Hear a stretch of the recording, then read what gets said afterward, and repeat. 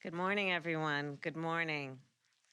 It is an honor to welcome all of you to this first ever White House Day of Action on Maternal Health. And I want to thank everyone gathered today, the members of our cabinet, including Secretary Javier Becerra and CMS Administrator Chiquita Brooks-LaSure. And I want to thank the members of Congress, the state and local policymakers, the business leaders, the nonprofit leaders, the medical professionals, the community organizers, the patient advocates, all of you. Thank you for your leadership and your tireless work. And thank you for your partnership and your commitment to take bold action to improve maternal health. This challenge is urgent, and it is important. And it will take all of us. And to put it simply, here's how I feel about this. In the United States of America, in the 21st century, being pregnant and giving birth should not carry such great risk. But the truth is women in our nation, and this is a hard truth, women in our nation are dying. Before, during, and after childbirth, women in our nation are dying at a higher rate than any other developed nation in our world. And when we know that, for some women, the risk is much higher, when we know that, we should do something about it. When we know that today, Black women are 3 times as likely to die from pregnancy-related complications, we should do something about that. When we know that Native American women are more than twice as likely to die from pregnancy-related complications, we've got to do something about that. When women who live in rural America, which has many maternal care deserts, meaning there are no maternal care facilities, and when we know that women in rural America, for that and other reasons, are about 60% more likely to die from pregnancy-related complications, we need to do something about that.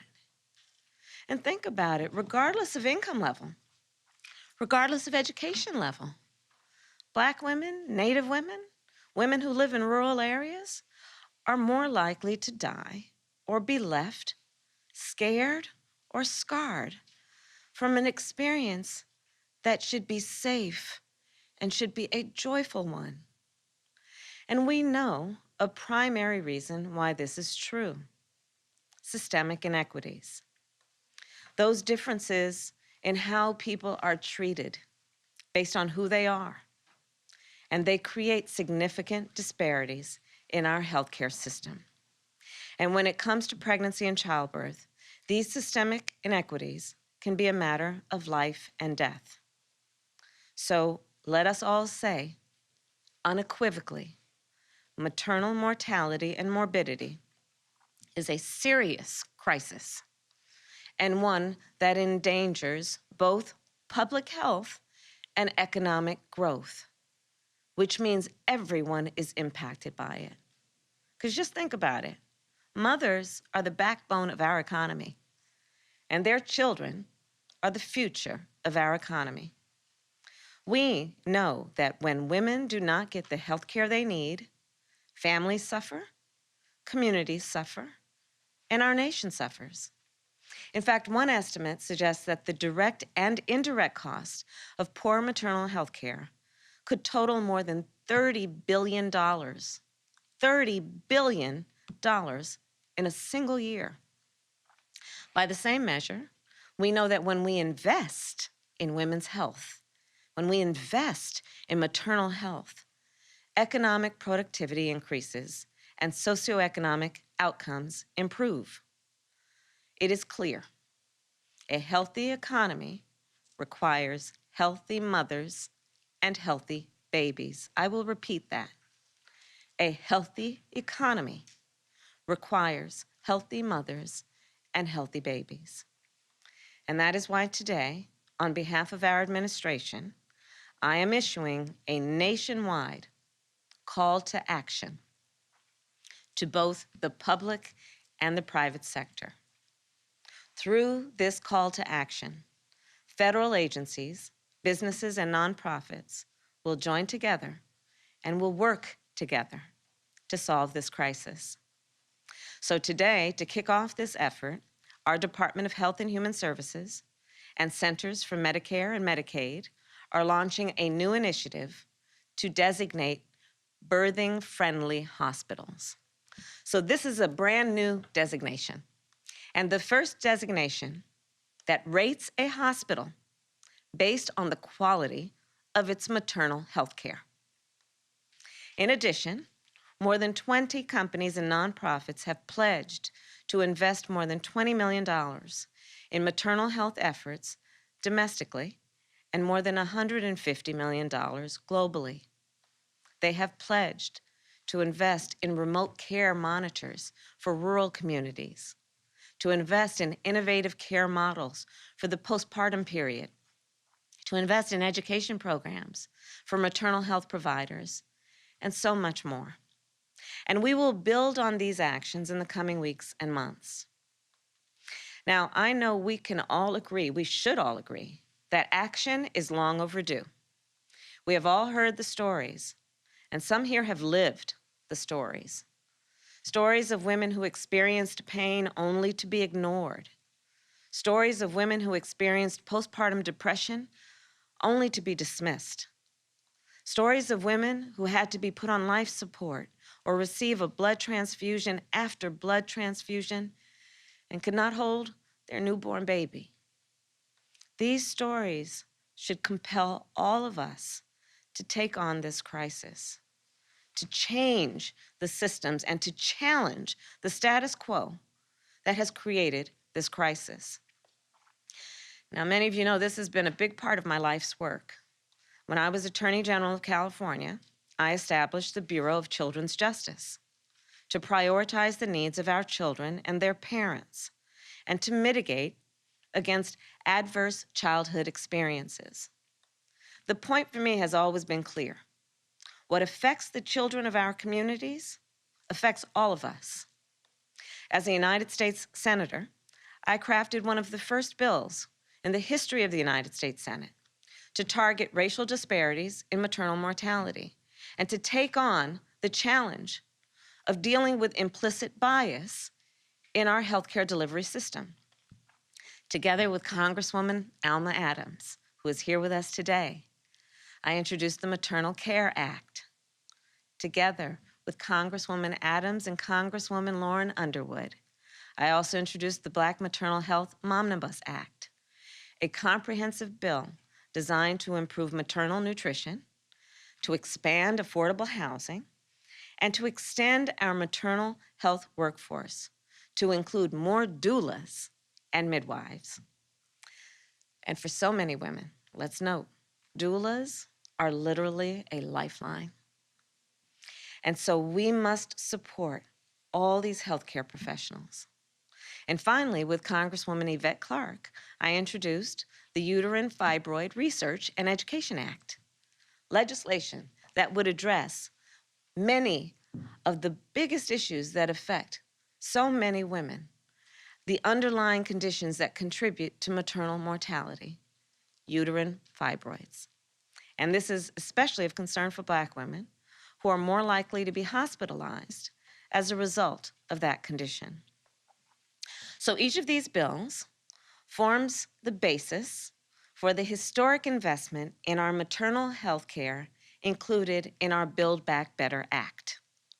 Our Build Back Better Act will grow and diversify the perinatal nursing and doula workforce, support the work of the National Center on Birth Defects and Developmental Disabilities.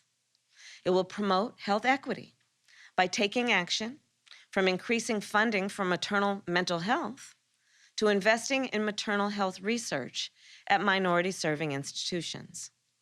So here's but an example of what our Build Back Better Act will do. So currently in most state Medicaid programs, they only provide for 60 days of postpartum coverage for women. Our law will require state Medicaid and CHIP programs to provide a full year of coverage after a woman has given birth. Now, what does this mean? It means a full year of coverage for pelvic exams and vaccinations, for postpartum depression, screening, and regular checkups. According to a new report from the Department of Health and Human Services, this would cover 720,000 more people every year. HHS has also put out new guidance today to help states implement the extension. This action will save lives, and it will change lives. Our Build Back Better Act represents the single largest investment to address maternal mortality and morbidity in our nation, ever. The House passed this bill just before Thanksgiving, and the President and I are confident that the Senate will do the same. So as I said from the start, in the United States of America, we must do everything we can to protect and to strengthen both maternal health and reproductive health. This is about the rights of women. This is about the future of our nation. And this will take all of us. And the actions we announce today are just the beginning. In April, here at the White House, I invited women who have experienced personally and deeply the tragedy of maternal mortality. Their stories were different, but they described a common feeling, a terrible feeling, the feeling of not being heard. On this day of action, may the women of our nation know, I hear you, we hear you, and we are here to take action. Thank you again. May God bless you, and may God bless America. Thank you.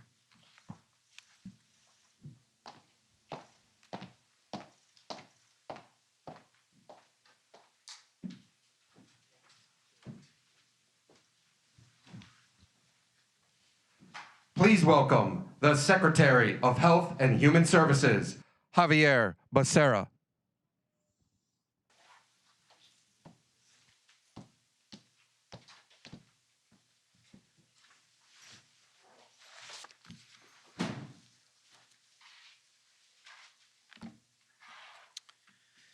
I'd like to begin by thanking the Vice President, Kamala Harris, and also mention to you that for her critical leadership on this and so many issues, we owe her a debt of gratitude.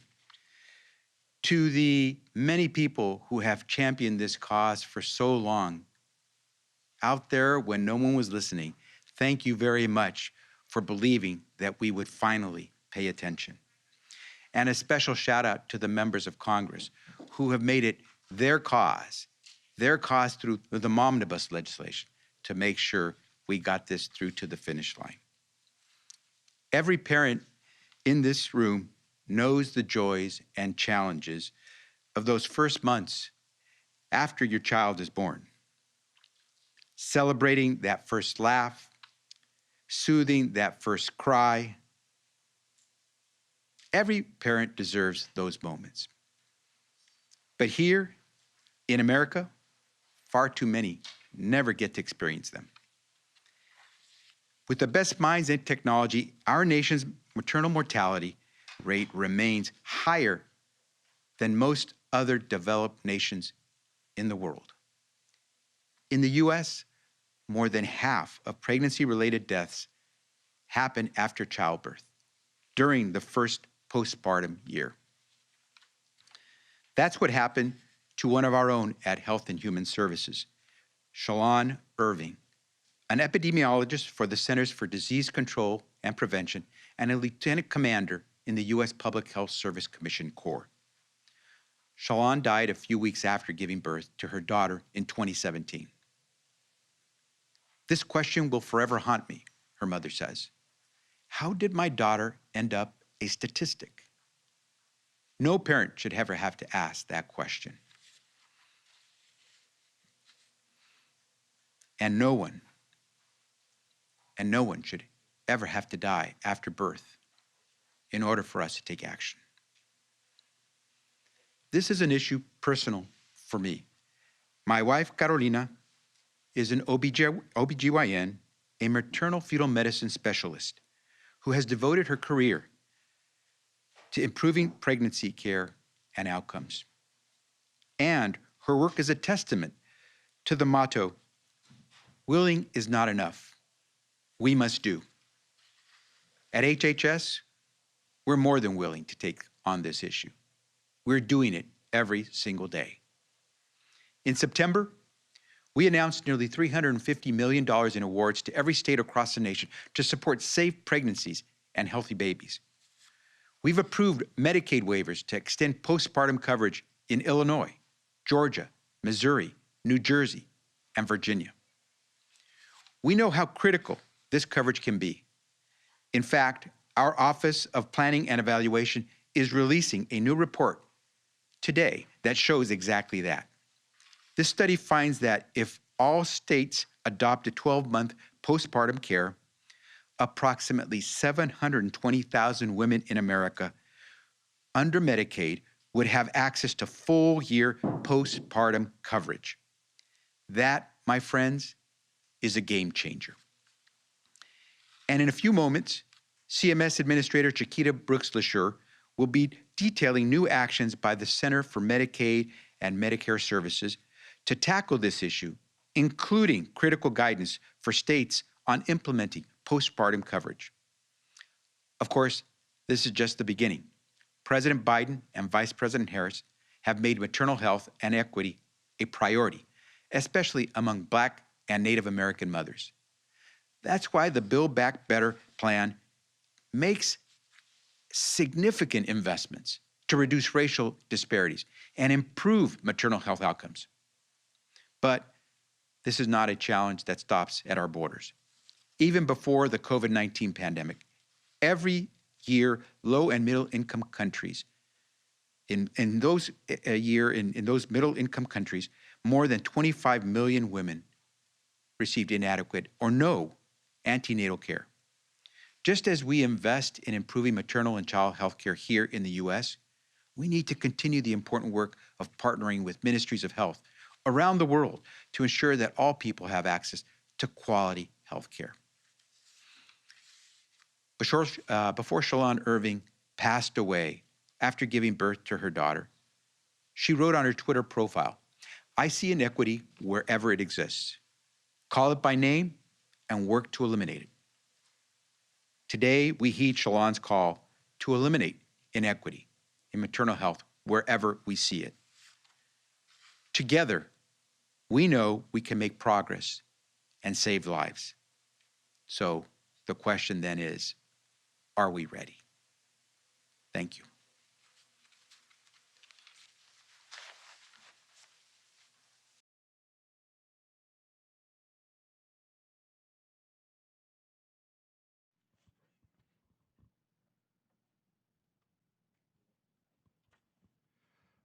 Please welcome CMS Administrator Chiquita Brooks-LaSure.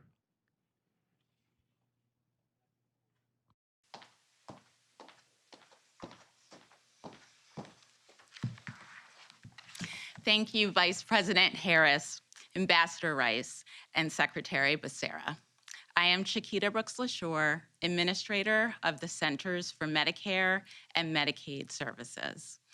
As a mother, as someone who has worked to expand access to affordable health care coverage for children and families for more than 2 decades, and as the first Black woman to lead the Centers for Medicare and Medicare Services, the issues of maternal health and health equity are top priorities.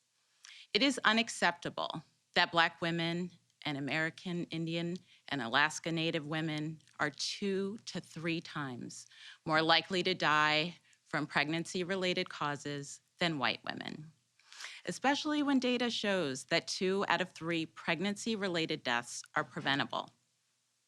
Fortunately, CMS, through Medicaid and our other programs, is uniquely positioned to address some of the root causes, like inequities in coverage and quality of care, that impact maternal health in America. Through our programs, we provide health coverage for more than 144 million people nationwide, including 1 in 5 women of reproductive age through Medicaid, and cover more than 40% of our nation's childbirths. We also have oversight over much of the healthcare delivery system through which pregnant and postpartum women receive care.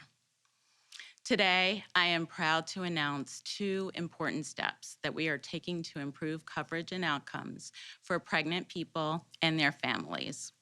First, we will be starting the process to establish a birthing-friendly hospital designation that would be posted on our CMS Care Compare website to help families identify hospitals that have implemented evidence-based quality initiatives to keep pregnant and postpartum patients safe.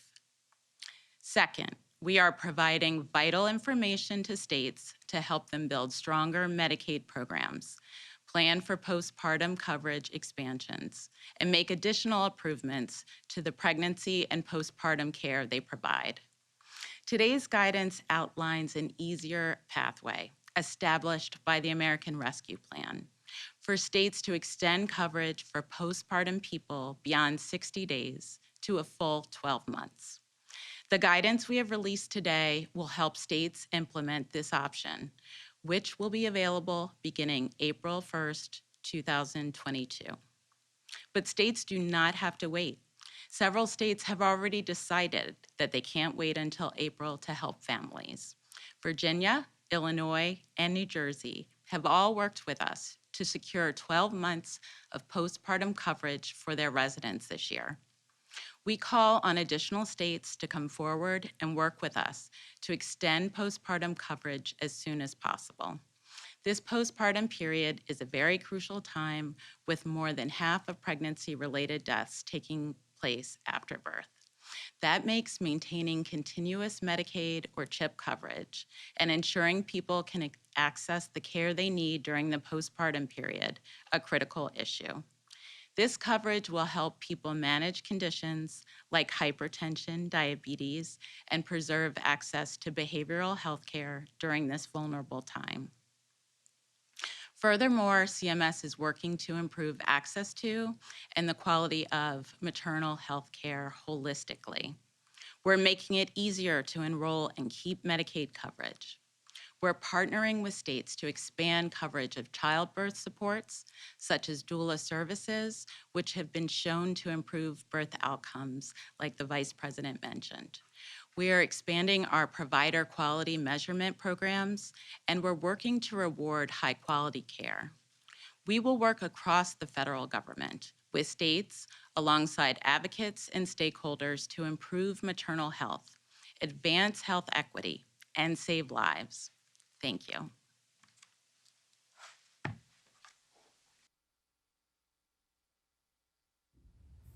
Hi, my name is Anisha Hussain, and I'm the author of The Pain Gap: How Sexism and Racism in Healthcare Kill Women. Maternal health is important because it is an indicator of how well a country's healthcare system is functioning overall, and America's maternal mortality rates are amongst the highest amongst wealthy nations. It's frankly unacceptable. We should all be invested in maternal health because, first of all, it's a crisis that is solvable. This is what I always want to stipulate about maternal health and America's maternal mortality ratios. This is a battle. This is a fight that we can win. We already have the tools to save women's lives, and we know when to intervene. No woman should be dying giving birth in the richest democracy in the world. It's frankly unacceptable, and we should all be invested in maternal health because ultimately it reflects the health of the country. Thank you so much. Hi, my name is Stacey Stewart. I'm President and CEO of the March of Dimes. Today, we all know that we're facing an urgent maternal and infant health crisis, and it's certainly only been made worse by the pandemic. That's why we're asking for Congress to take bold and decisive action to extend Medicaid postpartum by 1 year and to also pass Momnibus, which we think will comprehensively address and put a big down payment on reversing the maternal and infant health outcomes that we're seeing today, especially addressing the health inequities that we see. You know, we've been dealing with these health inequities for many, many years in this country. My daughter and I visited a slave plantation in Louisiana, and we're shocked to realize that back during those times, childbirth was one of the leading causes of death on the slave plantations.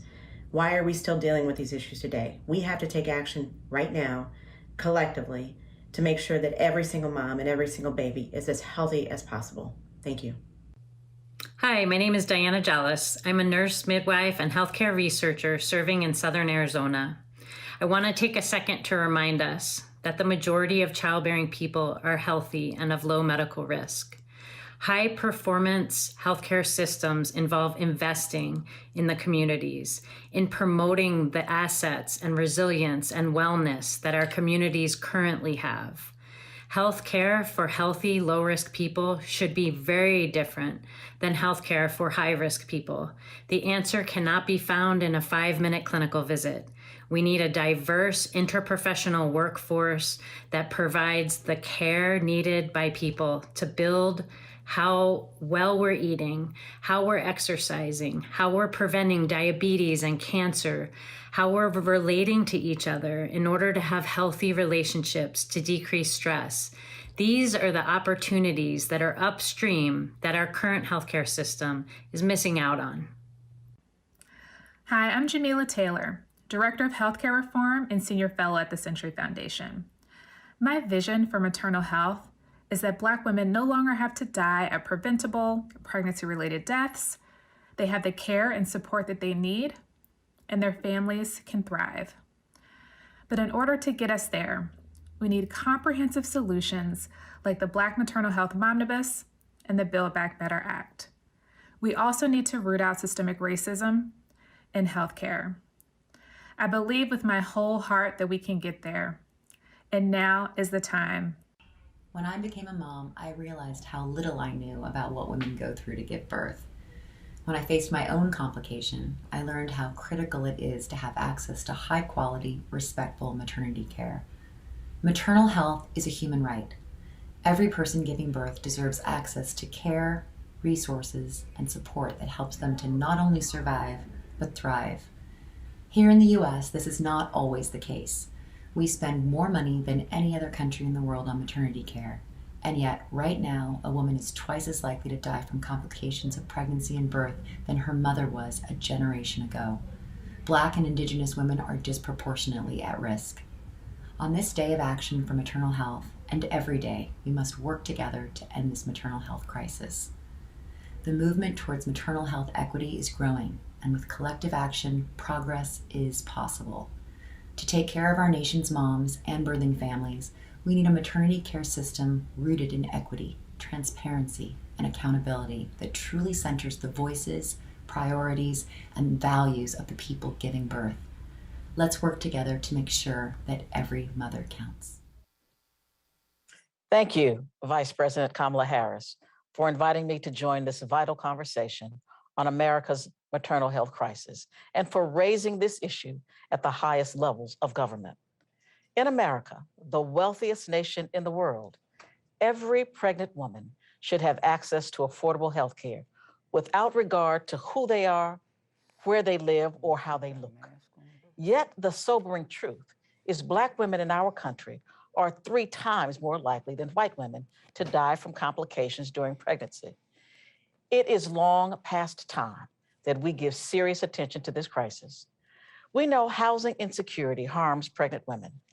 The last thing a pregnant woman needs to worry about is where she can afford to put a roof over her head. Women who experience homelessness face significant challenges in finding care and are twice as likely to experience complications during pregnancy or birth. Too many women of color live in communities that lack affordable, high-quality health providers. The Department of Housing and Urban Development is joining together with leaders across our government to address America's maternal health crisis. We are working with the Department of Health and Human Services to ensure that every pregnant woman who receives our support has access to affordable, high-quality care. In addition, we are working to break down barriers that prevent women in HUD-assisted housing from finding maternal health providers who will listen to their concerns and allow them to direct their own care. The Biden-Harris administration will continue to advocate for the resources we need to advance safety, security, and equity for women in America. The President's Build Back Better plan provides community-based organizations with $175 million to address social determinants of maternal health, like housing and nutrition. It contains an additional $295 million to increase and diversify our nation's maternal health professionals, including our nurses, midwives, doctors, and doulas. This administration is proud to partner with you to ensure that every person has the chance to enjoy a healthy pregnancy and a healthy birth, no matter the color of their skin or the zip code they call home. Now it is my pleasure to introduce the next event in our Maternal Health Day of Action, a discussion entitled Building Back Better by Improving Maternal Health. Thank you very much. Thank you to everyone here today and to those watching from home. In particular, I want to thank the healthcare providers who are here with us today, who work so hard every day to keep patients safe and healthy, particularly in this time of the COVID-19 pandemic. As was discussed during the last session, our country is facing a maternal health crisis. It bears repeating that Black and American Indian and Alaska Native individuals are 2 to 3 times more likely to die in pregnancy-related causes than white women. And similar racial disparities exist for pregnant people facing significant health conditions related to their pregnancy. This is simply unacceptable. And it's an important reason why the esteemed members of Congress on this panel are working so hard to build back better by passing the Build Back Better Act into law. Among the other important provisions, the Build Back Better Act would require states to provide 12 months of continuous Medicaid and CHIP coverage to people after the end of their pregnancy, extending postpartum coverage for an estimated 720,000 people annually. The bill would also invest $1 billion in new maternal health funding to grow and diversify the perinatal health workforce, including doulas, nurse practitioners, and providers of mental health and substance use disorder treatment.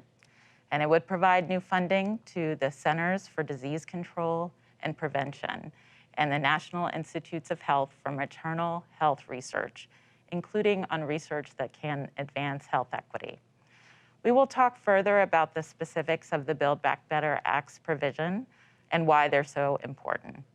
But first, I'd like to give each of our panelists a few minutes to introduce themselves and the guests who are joining us virtually from around the country. Please also take a moment to share why this issue speaks to you personally. Senator Murray, let's start with you. Well, thank you so much, Administrator Brooks-LaSure. I am so pleased to join you, Congresswoman Underwood, Congresswoman Kelly, and Congresswoman Adams, and Twina Nobles from my home state of Washington, and so many others to talk about how Building Back Better means addressing maternal mortality. It is unacceptable that our country has the worst maternal health death rate in the developed world, and it is an outrage that for years now it has been on the rise and is continuing to disproportionately affect Black, American Indian, and Alaska Native women. In 2019, actually before COVID-19 hit, over 750 women in our country died from causes related to pregnancy, which was almost 100 more deaths than the year before that. And the maternal death rate for Black women was 2.5 times higher than for white women.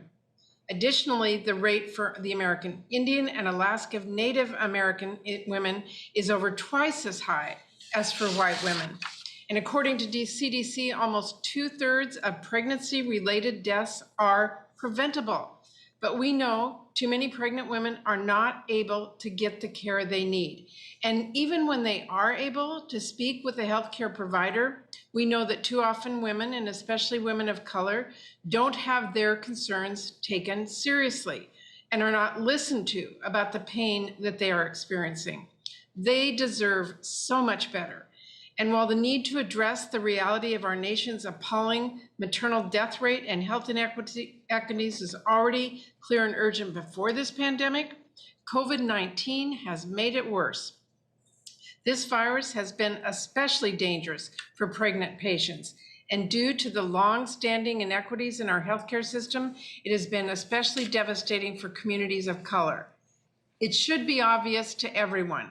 We cannot build back from this crisis stronger and fairer if we leave mothers behind. This is a priority for women and families, and it has to be a priority for us. And that's what this event is about today. Finally, prioritizing maternal health and showing how much we can change when we have champions for moms at every level of government, from President Biden and Vice President Harris, who are prioritizing this like never before, to local champions like Senator Nobles from Furcrest, Washington, who I am so honored to introduce right now. Senator Twyman Nobles is the state senator for Washington's 28th district and the CEO for the Tacoma Urban League. Under her leadership, the Tacoma Urban League developed a program to address the challenges that women, especially Black women, face in childbirth and support aspiring doulas and midwives in their community. Senator Nobles, I am so glad to have you with us today. I'm grateful for all you do for families in our state. Thank you so much for joining us today. Thank you very much, Senator Murray. I am so honored to be here today. And in the Urban League movement, we know it is racism, not race itself, that is a driving force behind disparately high rates of maternal and infant deaths among African Americans. And it's fueled by both explicit and implicit bias. Income level, education, and socioeconomic status are not protective factors as they are for white Americans when it comes to maternal and infant mortality. Structural racism compromises our health. The combination of racism and sexism often result in women of color, particularly African-American women, consistently reporting experiencing bias and discrimination based on their race and gender in healthcare settings. And this compounded discrimination results in women, but especially women of color, feeling invisible or unheard when asking medical providers for help, and when expressing issues with pain or discomfort during and after the birthing experience. And this is why at Tacoma Urban League, we have decided that it is critical for us to ensure that Black moms, Black mothers all across our county and Pierce County have access to proper health care, have access to their rights, and that we're fighting for justice at all times. We've been supporting several doulas and midwives in our community, from Maya and Chelsea to Stephanie and Nikita, making sure that we're offsetting the cost of doula experiences for parenting members of our communities. We've made sure that we've welcomed all of our moms and babies of color to our Moms and Baby Support program that we call Being the Village. It has been a tremendous opportunity to ensure that we are doing our part at Tacoma Urban League to highlight this issue, to make sure that we are increasing maternal health and working hard to eliminate maternal mortality. And so I'm grateful to be here and grateful to know that our US Senator Patty Murray is trusting in us and supporting us in the work on the ground in Pierce County. Thank you for allowing me to share a bit about our work, and thanks for allowing me to join today. What a pleasure to hear from you both. Thank you, Senator Murray and State Senator Nobles. I'm now going to turn to Congresswoman Robin Kelly. Thank you so much, and good morning, everyone. I am thrilled to be here today for this Maternal Health Day of Action. Thank you to Vice President Harris for convening this very important event. Before coming to Congress in 2013, I had no idea just how dire our nation's maternal mortality and morbidity crisis was.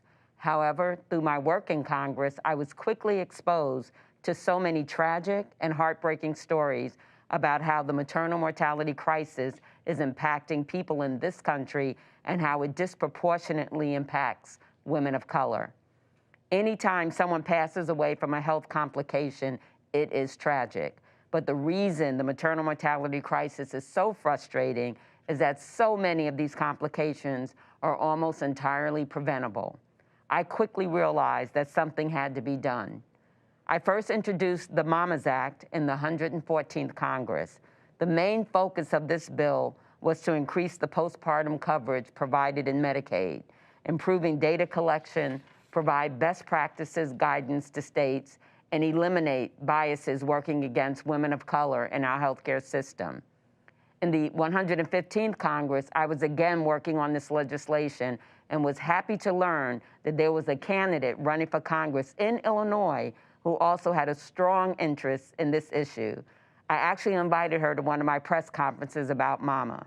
I was so glad to see that Congresswoman Underwood is here in DC with us, building on this work, as well as my colleague, Alma Adams. Of course, we're so honored to work alongside now Vice President Harris. When she was in the Senate and fighting to improve maternal health equity for Black women and other women of color. I know we're going to hear some tough stories, especially from my guest, Tony Brown, who I will tell you more about in a moment. However, we're also going to talk about some exciting progress we're making with the Build Back Better Act. We've all worked so hard to ensure that our maternal health policies and investments are included in this bill. And I know we're looking forward to the positive impact these policies will have in our communities once this bill is signed. I'm thrilled that part of My Mama's Act has been included in this Build Back Better. This provision ensures that every woman covered by Medicaid will have access to a full 12 months of postpartum coverage, regardless of which state she calls home. 1/3 of pregnancy and birth-related complications happen up to 1 year after giving birth, and many of these complications, such as hemorrhaging, are much more common among Black women. Now women will know that they can go to see their doctor if something doesn't feel quite right, even if their baby was born 6 or 8 months ago. This provision is truly going to save lives. I've been working to secure this for so many years now, and I'm thrilled that it's almost done. Build Back Better is a step in the right direction, but it certainly cannot be the end of our work. This is a problem that is worsening in our country, and it's costing us tens of millions of dollars per year on top of the previous lives it is costing us every day. Today, I invited my friend and former colleague, Ms. Tony Brown. Tony and I go way back. We used to work together in the county of Cook in Illinois. In 2017, Tony tragically lost her daughter to the maternal mortality crisis. And I'm so proud to have Tony here with us today to share her daughter's story and her perspective on the improvements we still need to save lives. Tony, I'm now going to turn things over to you to introduce yourself and tell us a little bit more about your experience with the maternal mortality crisis. And I just want to thank you so much again. Tony? You're welcome. Thank you. Good morning. I'd like to thank Congresswoman Robin Kelly for inviting me this morning to share my story. My name is Tony Brown, actually Antoinette, but go by Tony Brown. And I'm sharing a story about the day that was supposed to be the happiest day of my life, but became one of the worst. I am the mother of one child, my daughter Nisi. The day Nisi found out she was going to be a mother, she came to me so excited that she was pregnant. Nisi was very healthy. She had no issues throughout her pregnancy, with the exception of a little high blood pressure here and there. In her 9th month, her doctors decided that they wanted to induce her labor. She walked into the hospital with her fiance, very excited. Several family members were in attendance. Nisi and her fiance were only childs on both sides of the family, so this was our first grandbaby on both sides. Doctors induced her labor, and she was in labor for 18 hours. 18 hours of talking to her, praying with her, and total excitement. After 18 hours, the hospital decided to give her a cesarean, but they wanted to keep her awake during the procedure so that she could keep her baby. So they prepped her for the C-section, and she went in. After sitting in the waiting room for like 3 hours and wondering what was going on, the family was escorted to another room where we met our grandbaby. We found out then that there were complications during the delivery. The doctors escorted myself and her fiance to a counseling room and let us know that Niecy was hemorrhaging really, really bad, and that they were going to have to give her a hysterectomy, but that, and that she wouldn't be able to have any more children.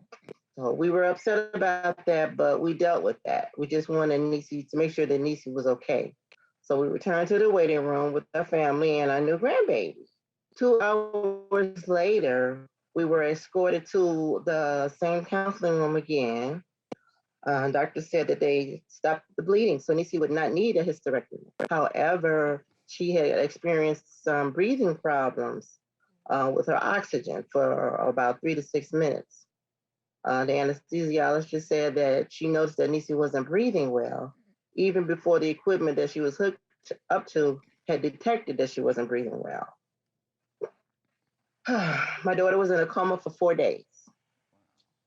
The final diagnosis presented to my family was that she was brain dead because she went without oxygen too long. So to this day, we still don't know why Niecy stopped breathing. And the doctors said they still don't know. So this was supposed to be the happiest day of my daughter and her fiance's life and mine, since this was my only child and my first grandchild. It became the worst day, one of the worst days of my life. Thank you. Ms. Tony, thank you so much for sharing your personal story and helping all of us understand what the stakes are. And I'm very sorry for your loss. Thank you, Congresswoman Kelly, for your leadership in this area and for your longstanding leadership. Congresswoman Alma Adams will now turn to you. Thank you very much, and good morning. And let me extend my sympathy to the sister who told her story. Being a mother and a grandmother, I certainly feel for you. To Vice President Harris, thank you for hosting this critical summit. To Administrator Brooks LaSure for moderating the discussion, I thank you as well. And to my fellow panelists and to the invited guests who are here today to share why we must build back better by addressing maternal health. I'm Congresswoman Alma Adams, and I am so pleased to represent North Carolina's 12th Congressional District, more than 900,000 residents in Charlotte and Mecklenburg County, as co-chair and co-founder of the Black Maternal Health Caucus and co-lead of the Black Maternal Health Momnibus Act.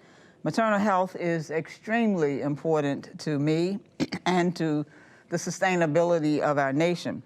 About 700 women die each year because of complications in pregnancy and childbirth, and sadly, approximately 60% of these are preventable deaths. Our nation is one of only 13 countries in the world where the rate of maternal mortality is worse than it was 25 years ago. But what's more disturbing is that across the country, Black women, regardless of socioeconomic status, are dying from preventable pregnancy-related complications at 3 to 4 times the rate of non-Hispanic white women.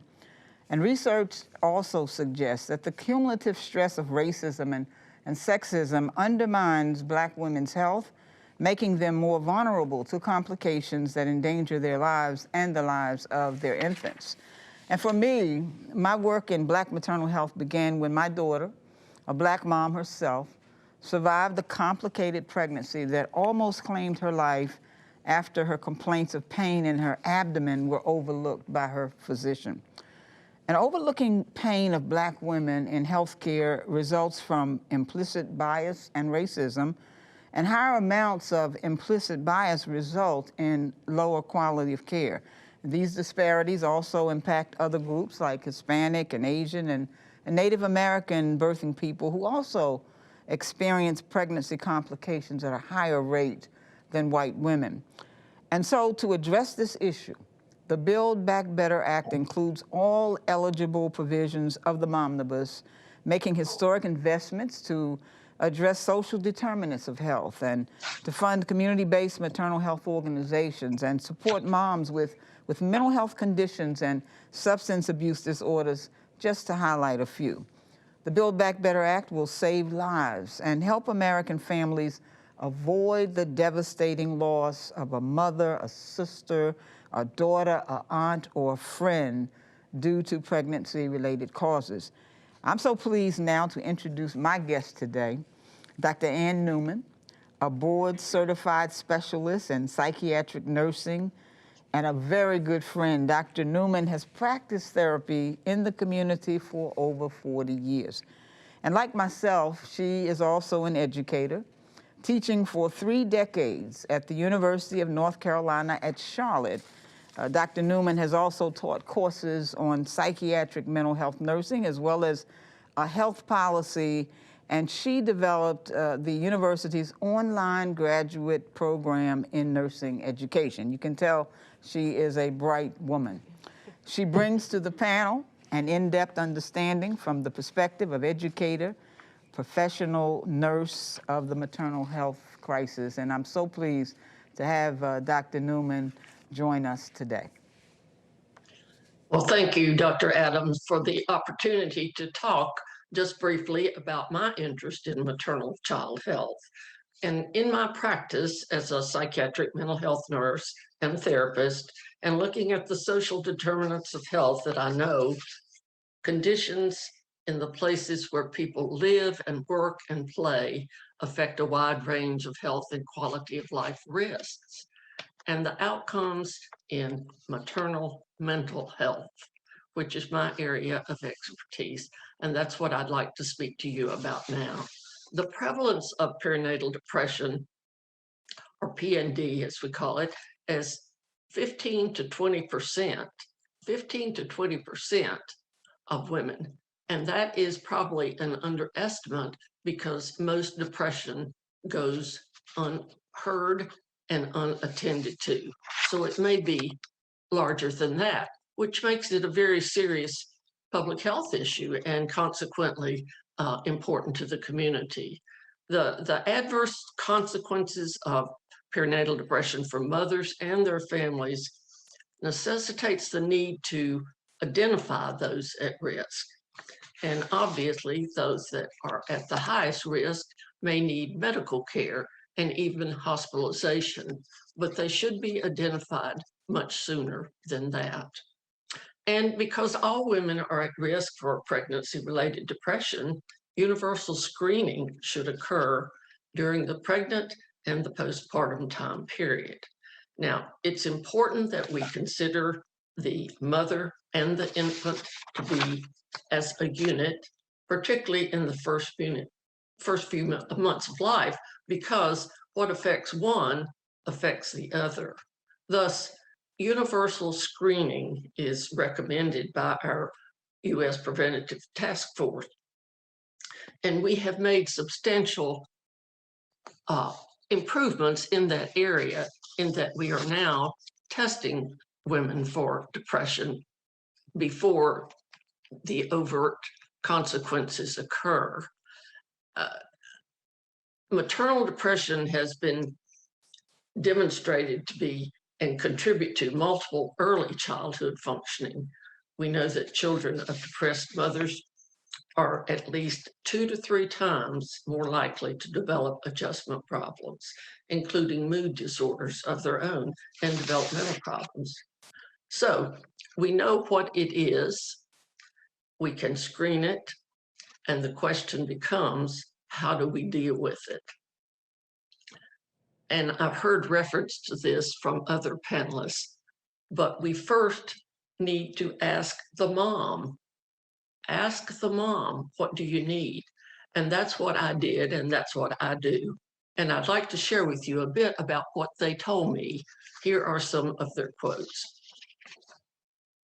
I expect support from my partner and family. It's expected and should be provided without my having to ask, she says, sobbing into the phone. and others with perinatal depression who said, "No one brings casseroles and holds your hands when your brain gets sick, or calls you to see how you're doing." Or as another pregnant mom said, "Will my family think less of me if I need medication for a while?" And furthermore, we have good studies that exactly what these moms said, identifying support needs and expectations of these new mothers, is critical for moms to recover after childbirth. And these findings signify the need for public health nurses and others to be mindful of the importance of support for mothers in these early postnatal period. Recovery can be facilitated by helping mothers identify the types of support they need and who is best from their own social network to provide specific supports. So facilitating and helping mothers to mobilize their social networks is where we begin, reinforcing what I call their mothering self-efficacy, that confidence that they developed to be a good mother should not wait until they are having a postpartum depression. People can learn to manage their own environment in regard to better mental health and well-being, and this is part of my overall philosophy. Pregnant women with mild or moderate perinatal depression can self-manage their environment if we listen to what they tell us and help them learn to do it. Thank you. Thank you, Congresswoman Adams, and thank you, Dr. Newman, for making such critical points about the importance of listening to mothers and mental health, and also the link between mothers and children and how important the health of both is for each other. I'll now turn to you, Congresswoman Underwood. Well, good morning. Administrator Brooks-LaSure, thank you for the introduction, and thank you for moderating this important conversation and for your leadership at CMS to save moms' lives. I'd also like to thank Vice President Harris for convening today's Maternal Health Day of Action Summit here at the White House. The Biden-Harris administration has done more to raise awareness and take action to address our nation's maternal health crisis than any other administration in American history. I was honored to work with Vice President Harris when she was in the United States Senate and joined me to introduce the Momnibus in the 116th Congress. Now in her role as Vice President, she's continued to carry this urgent mission forward, including by working to advance every eligible provision of the Momnibus in the Build Back Better Act. And to Senator Murray, my Illinois colleague, Congresswoman Robin Kelly, and my Black Maternal Health Caucus co-chair, Congresswoman Alma Adams, and our invited guests, thank you for all the work that you do on this issue. I'm excited to be with you for today's panel discussion. Like many of us gathered today, my motivation to address the U.S. maternal mortality crisis is immensely personal to me. It's about my friend, Dr. Shalon Irving. I first met Shalon on my first day of graduate school at Johns Hopkins University in our Master's in Public Health program. She was smart, she already had 2 PhDs, and she was joining our class to learn more about health equity. Upon graduation, she became a lieutenant commander in the United States Public Health Service Commission Corps. And in 2017, as I was wrapping up my service in the Obama administration, Shalon was preparing to give birth to a beautiful baby girl named Soleil. And then 3 weeks after she delivered Soleil, Shalon died from complications due to high blood pressure. And I remember being at her funeral, and the director of the CDC was there, Shalon's mother was there, family and friends and her baby girl, and we were all stunned. Like, how could this happen in the United States of America with a uniformed public health service officer who had dedicated her own career to ending health disparities? And I knew that if I won my race in Congress, that this would be an issue that I want to work on. And so I'm so blessed to be able to work with Congresswoman Adams on our Black Maternal Health Caucus, and so blessed to be able to work with Congresswoman Kelly on these Medicaid postpartum expansion to make sure that this doesn't happen to other families in our country. And Shalon's story, like so many others that you'll hear throughout today's summit, are heartbreaking, but today's panel is a reminder that this is not a problem without solutions or a crisis without hope. All across our country, there are community-based leaders and organizations working to save lives and advance true birth equity for every family. One of the people on the front lines of this work in my state of Illinois is Carrie Stewart. Carrie is a certified nurse midwife and the director of midwifery services at the University of Chicago Medical Center. And I am so delighted that Carrie could join us today as my guest for the summit, and it's my honor to turn it over to her now. Thank you so much, Congresswoman Underwood, and thank you to the Biden-Harris administration for highlighting the importance of this topic today. As Congresswoman Underwood stated, perinatal workforce investments are vital to solving the Black maternal mortality and morbidity rates in our community. Research shows that racial concordant care is not only evidence-based in desired health-related outcomes, but it is what the birthing community desires and seeks out when looking for prenatal care. And what racial concordant care is when a patient and provider have a shared identity. Recruitment, education, and financial support of melanated providers is imperative, specifically melanated midwives like myself. The majority of certified nurse midwives or certified midwives in the United States identify as white, and that's about 85%, and as non-Hispanic or Latino, which is about 89%. Midwives of color, specifically Black or African-American midwives, only make up 6% of our workforce population. This is not reflective of the populations that we serve. And so as a melanated midwife serving a melanated community, I am often told by my melanated patients that they desire a midwife because of better outcomes. But a midwife of similar ethnicity, racial background, or identity because they want to feel safe and have a provider they can relate to during their prenatal care. There are just not enough melanated midwives to assist in combating this maternal crisis, and that needs to change now.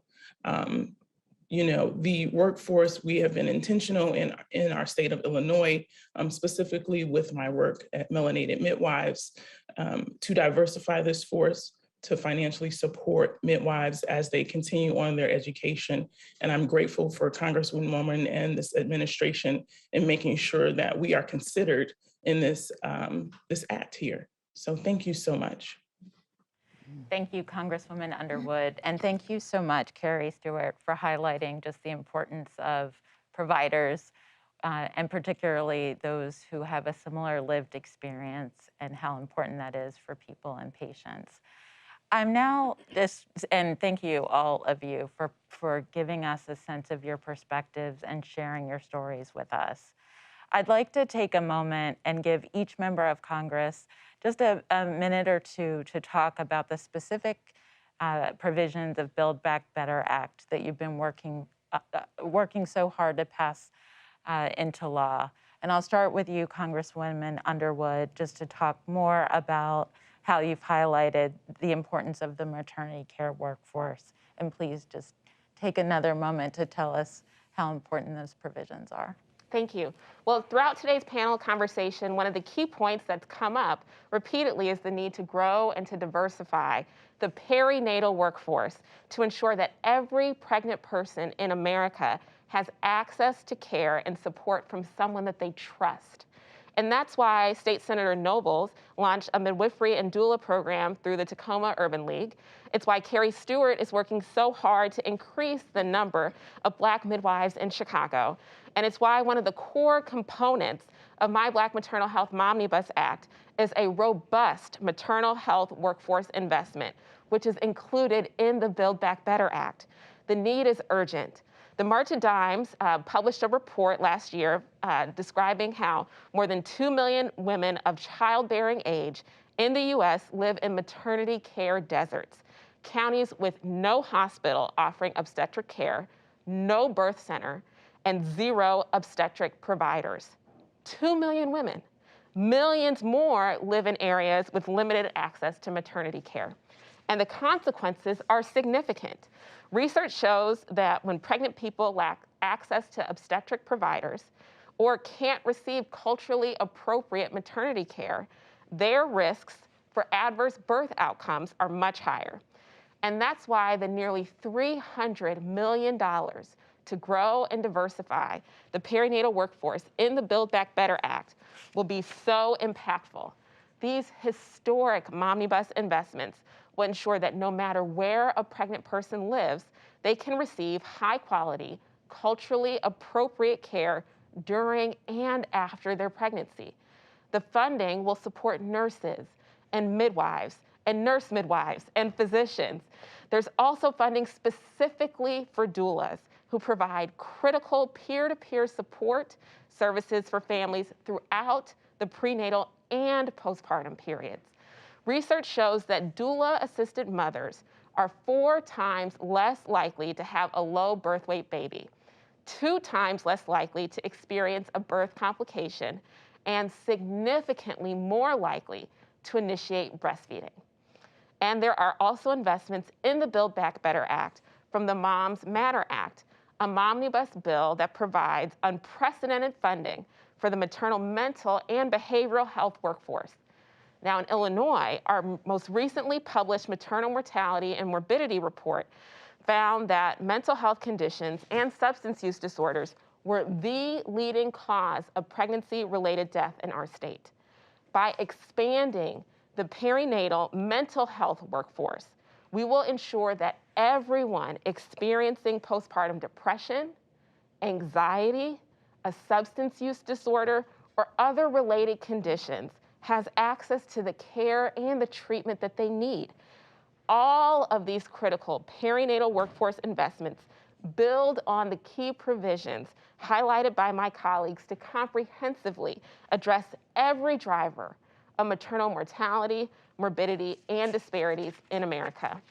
In fact, by passing the Build Back Better Act with every eligible provision of the Momnibus and permanent year-long postpartum Medicaid coverage in every state, we will be making the largest maternal health equity investment in United States history. Now's the time to get the Build Back Better Act passed in the Senate so that President Biden can sign it into law and we can continue saving moms' lives. Thank you. Congresswoman Adams, can I ask you to highlight the mental health and substance abuse disorder provisions? Thank you very much. The Momnibus provisions in the Build Back Better Act invest a historic $1.1 billion to address numerous dimensions of the mental health crisis. The Build Back Better addresses social determinants of health, economic and job stability, housing stability, climate, transportation access, access to education, food security, community engagement, social integration, discrimination, stress, and access to quality and affordable health care that influence maternal health outcomes, funding community-based organizations and working to improve mental health, supporting moms with mental health conditions and substance abuse disorders, and many, many more. That is a comprehensive approach to this crisis and something that we have never tried before. And this is important. It's vital that this cannot wait because of the moms' lives that we will save. And now we know from maternal mortality review committees that have examined pregnancy-related deaths that mental health conditions are one of the leading causes of pregnancy-related mortality. As Dr. Newman just mentioned, maternal mental health conditions such as perinatal depression are highly prevalent and a public health issue of concern. Now, according to a study in the American Journal of Preventive Medicine, mental health conditions such as depression after childbirth can affect the financial stability and the economic welfare of mothers for many years. Perinatal depression affects 13% of childbearing women in this nation, so that the link between financial well-being and mental health makes this concerning for mothers and their infants. The research found that maternal depression experienced in the year after childbirth had a sustained association with economic hardships like inability to cover medical costs, utility shutoffs, being unable to pay bills, and housing and food insecurity up to 15 years later. So mental depression is also associated with unemployment and poverty. These challenges are even more pronounced in low-income and Black households and among families of color, a disparity that is addressed by the Biden Build Back Better Act. Build Back Better includes my bill, the Kira Johnson Act, which will provide funding to community-based organizations and provide support for pregnant and postpartum people with maternal mental health conditions and substance use disorders.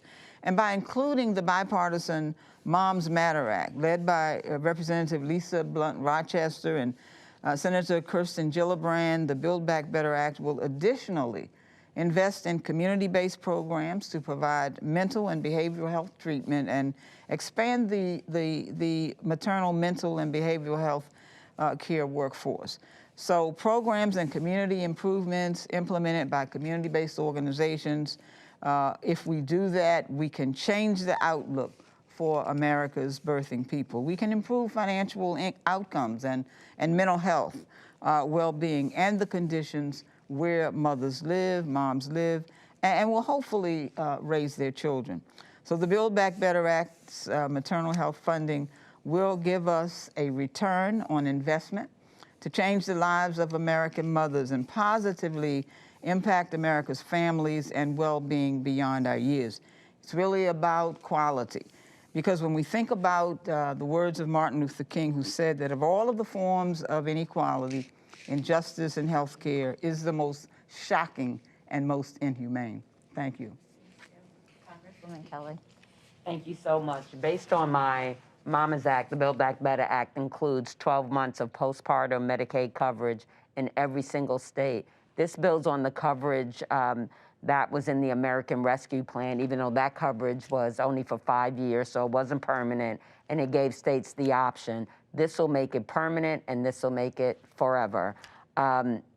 Over one half of births are covered by Medicaid, and for Black women, it's 65% of births are covered by Medicaid. So you can see the disproportionate effect and why it's so important that women have this coverage, and not just 60 days after birth, but a year after birth, because many things happen after that time. So we have to make sure that women feel comfortable and have coverage and going back to the doctor. This bill, this particular part of the bill, without question, will definitely save lives and save families. So as I said, we've worked very hard on this. I'm glad it went from what it was in the American Rescue Plan into the Build Back Better Act. And as my colleagues have said, these provisions in this bill will save mothers' lives and save families. Thank you. Yeah. Senator Murray? Yeah, thank you. You know, you can't solve a problem if you aren't acknowledging it and researching it and gathering data and assessing it carefully. But for a long time, that has not been happening, and maternal health wasn't a priority for our medical system. The people deciding what to research or who to focus on or what data to collect weren't people giving birth, and they weren't paying enough attention to the challenges that pregnant women face. So the result today is we are way behind where we need to be. That's why I've been working to make sure that we have strong information and information sharing.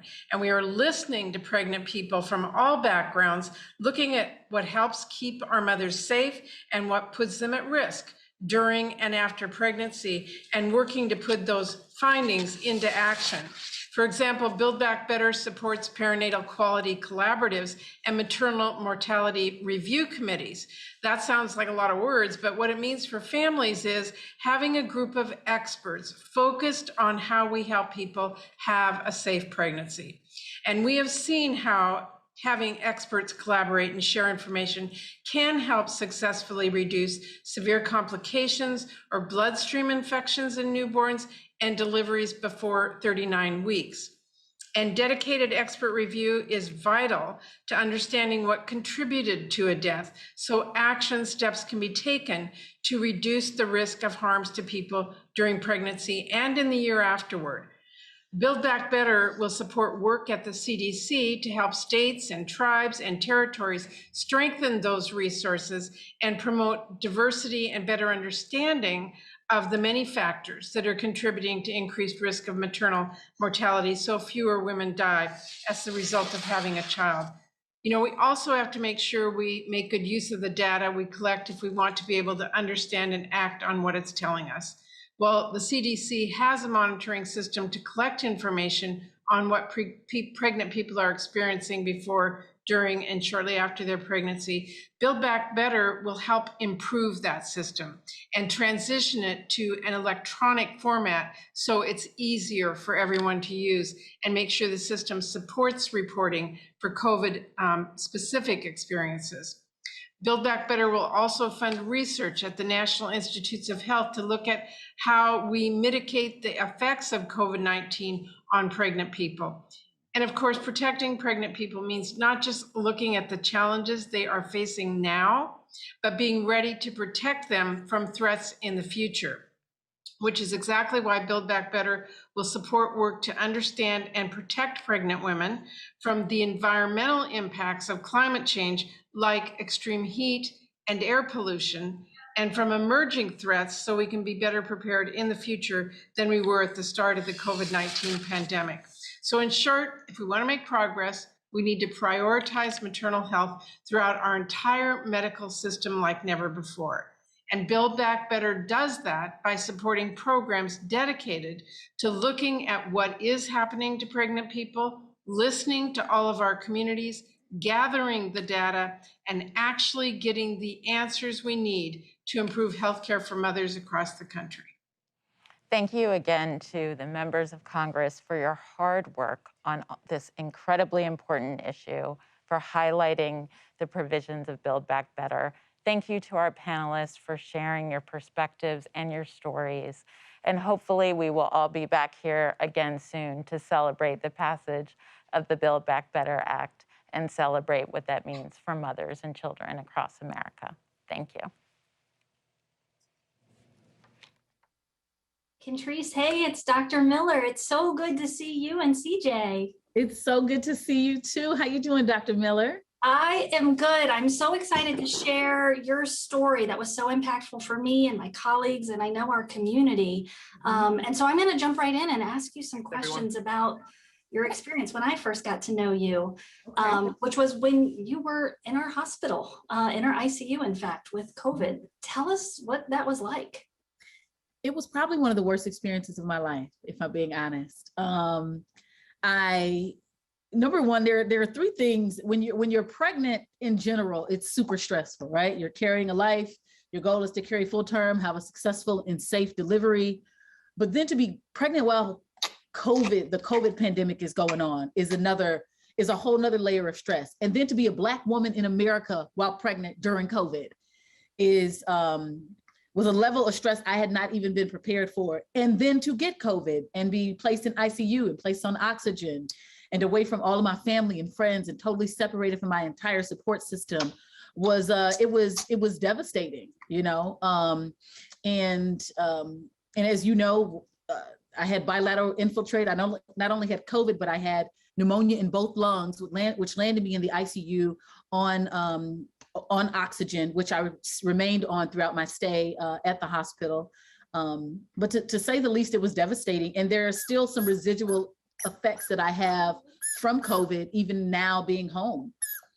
That's, I can't even imagine. I mean, it was scary for us as providers, so I can't even fathom what that lived experience was like for you. I know eventually we got you out of the ICU and we brought you over to, hi CJ, you over to our women's hospital. And around that time, we started to have conversations around vaccination. Right. Can you tell us a little bit about what that was like and your decision, you know, before about vaccination, and then why you eventually decided to get vaccinated? You know, there were a couple of things that made me decide to get vaccinated. To be honest, the level of research that was out at the time, I just didn't feel comfortable with it because I knew that my husband and I wanted to immediately try for our second right after our first. And so I didn't want to have any issues with, you know, sterility or anything like that. So that was my apprehension. But once I started seeing doctors and nurses that had been vaccinated and were pregnant, it changed my idea about it. And then also during my time in the hospital, they took me down for an MRI and learned that like 75% of my lungs had been impacted by the pneumonia. And so I had to think about what would my life be like? And if I got hit with COVID again, would I survive? Mm-hmm. And so I wanted to increase my survival rate and the survival of my son. And so that made me decide to go ahead and get the vaccination while hospitalized. What a powerful story. And it looks like, I mean, you look like you're doing fantastic. CJ is the most adorable kid. How are you guys feeling? We are wonderful. You know, he helps me live life in color. You know, it transformed my life. You know, it forever changed me. And I'm so much more appreciative of the life that we have now. You know, I'm a later in life mom, so I'm already super patient, but this changed everything for me. He's doing great. He's thriving. He was actually born almost a month early, but he's literally almost 6 months and over 20 pounds. He's thriving. He's hitting all his milestones. And giving birth to him was the easiest part of this process. Mothering him is easier than being hospitalized with COVID. It's such a good message. And I guess, you know, you've lived through this and you know what it's been like. It's such an impactful story. What would, if you had the opportunity, what would you tell other pregnant people who are not yet vaccinated? I would say it's better to fare with it than to fare without it. Is that like we're the ones being severely impacted. We already have so many issues breathing as a pregnant woman, and then to have COVID take that away even more. Is super devastating. I would say take your chances with it. I had some minor symptoms when I got the vaccine, but you know, I was fine after 24 hours. I'm looking forward to getting the booster shot. And my only regret is that I didn't get it sooner, you know, because maybe I wouldn't have been hospitalized and I wouldn't have had to give birth on oxygen with a team of doctors waiting to make sure that everything went, you know, according to plan and that we both were safe. So I would say it's worth it to get vaccinated now. Yeah.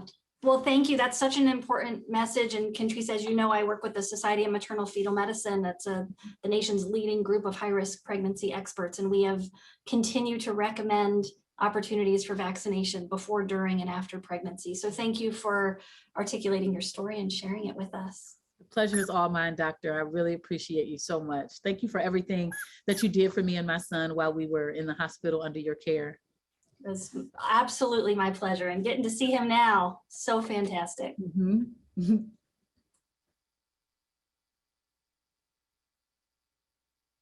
I believe birth can be powerful and transformative, and some of the births that I've attended on the Navajo Nation have been the most powerful and transformative births that I've ever attended as a nurse midwife.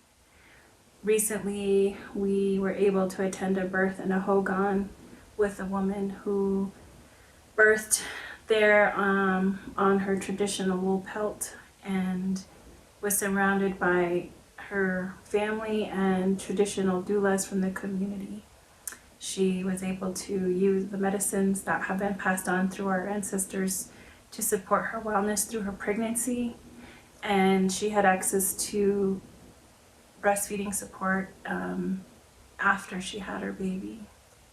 For me, improving maternal health is about this, about reclaiming Indigenous birthing practices for our Native American communities. I'm South Carolina State Representative J.A. Moore. The Maternal Health Action Day is vitally important. Here in South Carolina, 25.5 out of 100,000 women die every year giving birth. And African American women are 3 times more likely to die than their white counterparts. I think about all the women in my life, like my mom, Ernestine, or my 2-year-old daughter, Mariah. They deserve healthy outcomes. That's why I support President Biden signing into law the Protecting Women Who Serve Act. We must continue to do everything we can to pass legislation at the federal level and at the state level to make sure that we have healthy outcomes for all women. Hi, my name is Faith Williams, and I'm the Associate Director of Government Relations and Advocacy at National Council of Jewish Women, or NCJW. Here's my maternal health story. I was pregnant with twins, and my water broke at only 28 weeks. When I went to the hospital, distraught, I was disbelieved and sent home. If my family hadn't encouraged me to go back, I don't know what would have happened. Giving birth nearly killed me. And while I'm grateful to the medical professionals that saved my life and the life of my boys, I'm still processing everything that happened. But also, real talk. I'm a white cisgender woman. My experience was a mere taste of the routine barriers to healthcare that women and pregnant people of color face. Black women are 3 times more likely to die in childbirth than white women. Maternal mortality rates are also higher for Asian American and Pacific Islander women, American Indians, and Alaskan Natives, for both women and pregnant people. This is a crisis. Historic investments from the Black Maternal Health Omnibus Act are included in the Build Back Better Act, and it's one of the myriad reasons why NCJW calls on this. Hi, I'm Latham Thomas, founder of Mama Glow and the Mama Glow Foundation. Our work is dedicated to educating doulas and increasing access to doula support for birthing individuals. One of the ways we can address the Black maternal health crisis in this country is to improve access to BIPOC and LGBTQ+ midwives and doulas. There are 14,000 midwives in the USA. 6% are people of color and 2% are Black. We need more midwives and doctors who look like us to provide culturally competent care. We need to feel safety and dignity in the childbearing process. The data shows that doulas improve birth outcomes and are an essential member of the birth team. We need to increase access to education, scholarship opportunities, and professional development resources for people that are pursuing careers in birth work. We also need to remove the systemic barriers and make it challenging for midwives and doulas to do their very important work. Everyone deserves to feel safety, dignity, and empowerment in their birth journey. Together, we can be a part of that solution. I'm Jonathan Webb, CEO of the Association of Women's Health, Obstetric, and Neonatal Nurses. Improving maternal health is essential because, frankly, every woman, pregnant, and birthing person deserves to receive care in a system that values their individuality, hears them, and prioritizes their needs. Receiving this type of high-quality, customized care saves lives, supports the birth of healthy children, and has a tremendous impact on families and communities alike. The U.S. has one of the worst maternal mortality rates in the developed world. This should outrage us and inspire action at the thought of even one lost life during what should be a joyous occasion, childbirth. We should be even more appalled with the facts that more than 60% of pregnancy-related deaths in the U.S. are preventable, and that Black women are dying 3 to 4 more times more often from pregnancy-related complications than their white counterparts. We must address this urgently. It impacts us all. Lives are literally at stake. On behalf of the women, pregnant, and birthing loved ones in our lives, and the patients who trust us with their care, we must ensure that we get this right. I'd like to thank the Biden-Harris administration for prioritizing maternal.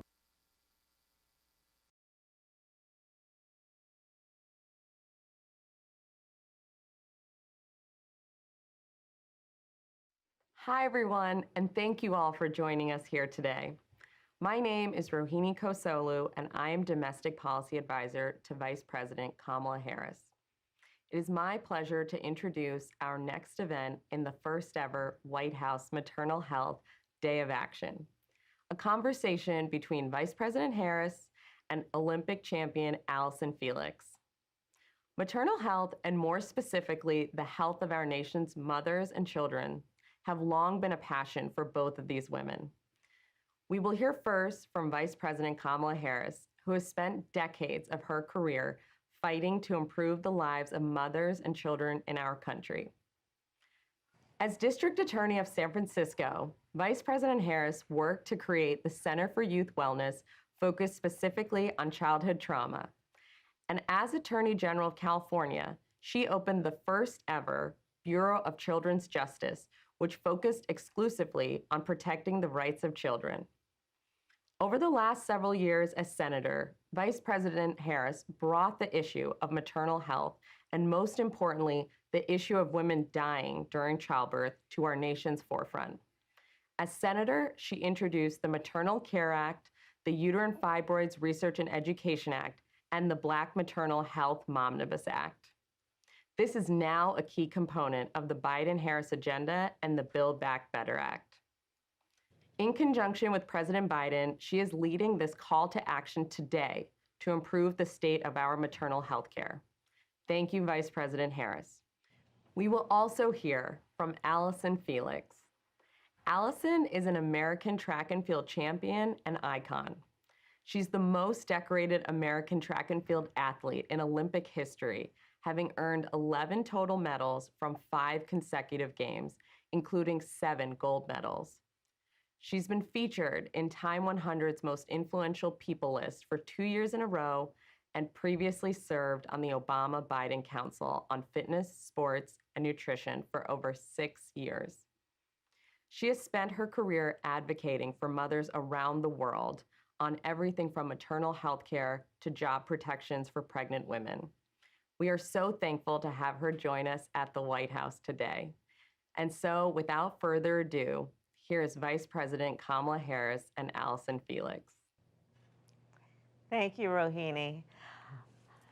It's so good to be with you again. We were talking backstage. The last time we were together, it was at the very beginning of COVID, and we tried to do an Instagram Live, and I couldn't figure out how to work it. We were all trying to figure it out.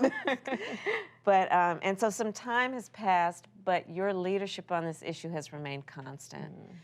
And in addition to all that you have achieved in terms of your excellence and how you inspire so many, you have been an extraordinary advocate on this issue. And I want to thank you because you really do inspire me and so many people around our country. And so your daughter, Cameron, is now 3. Yes.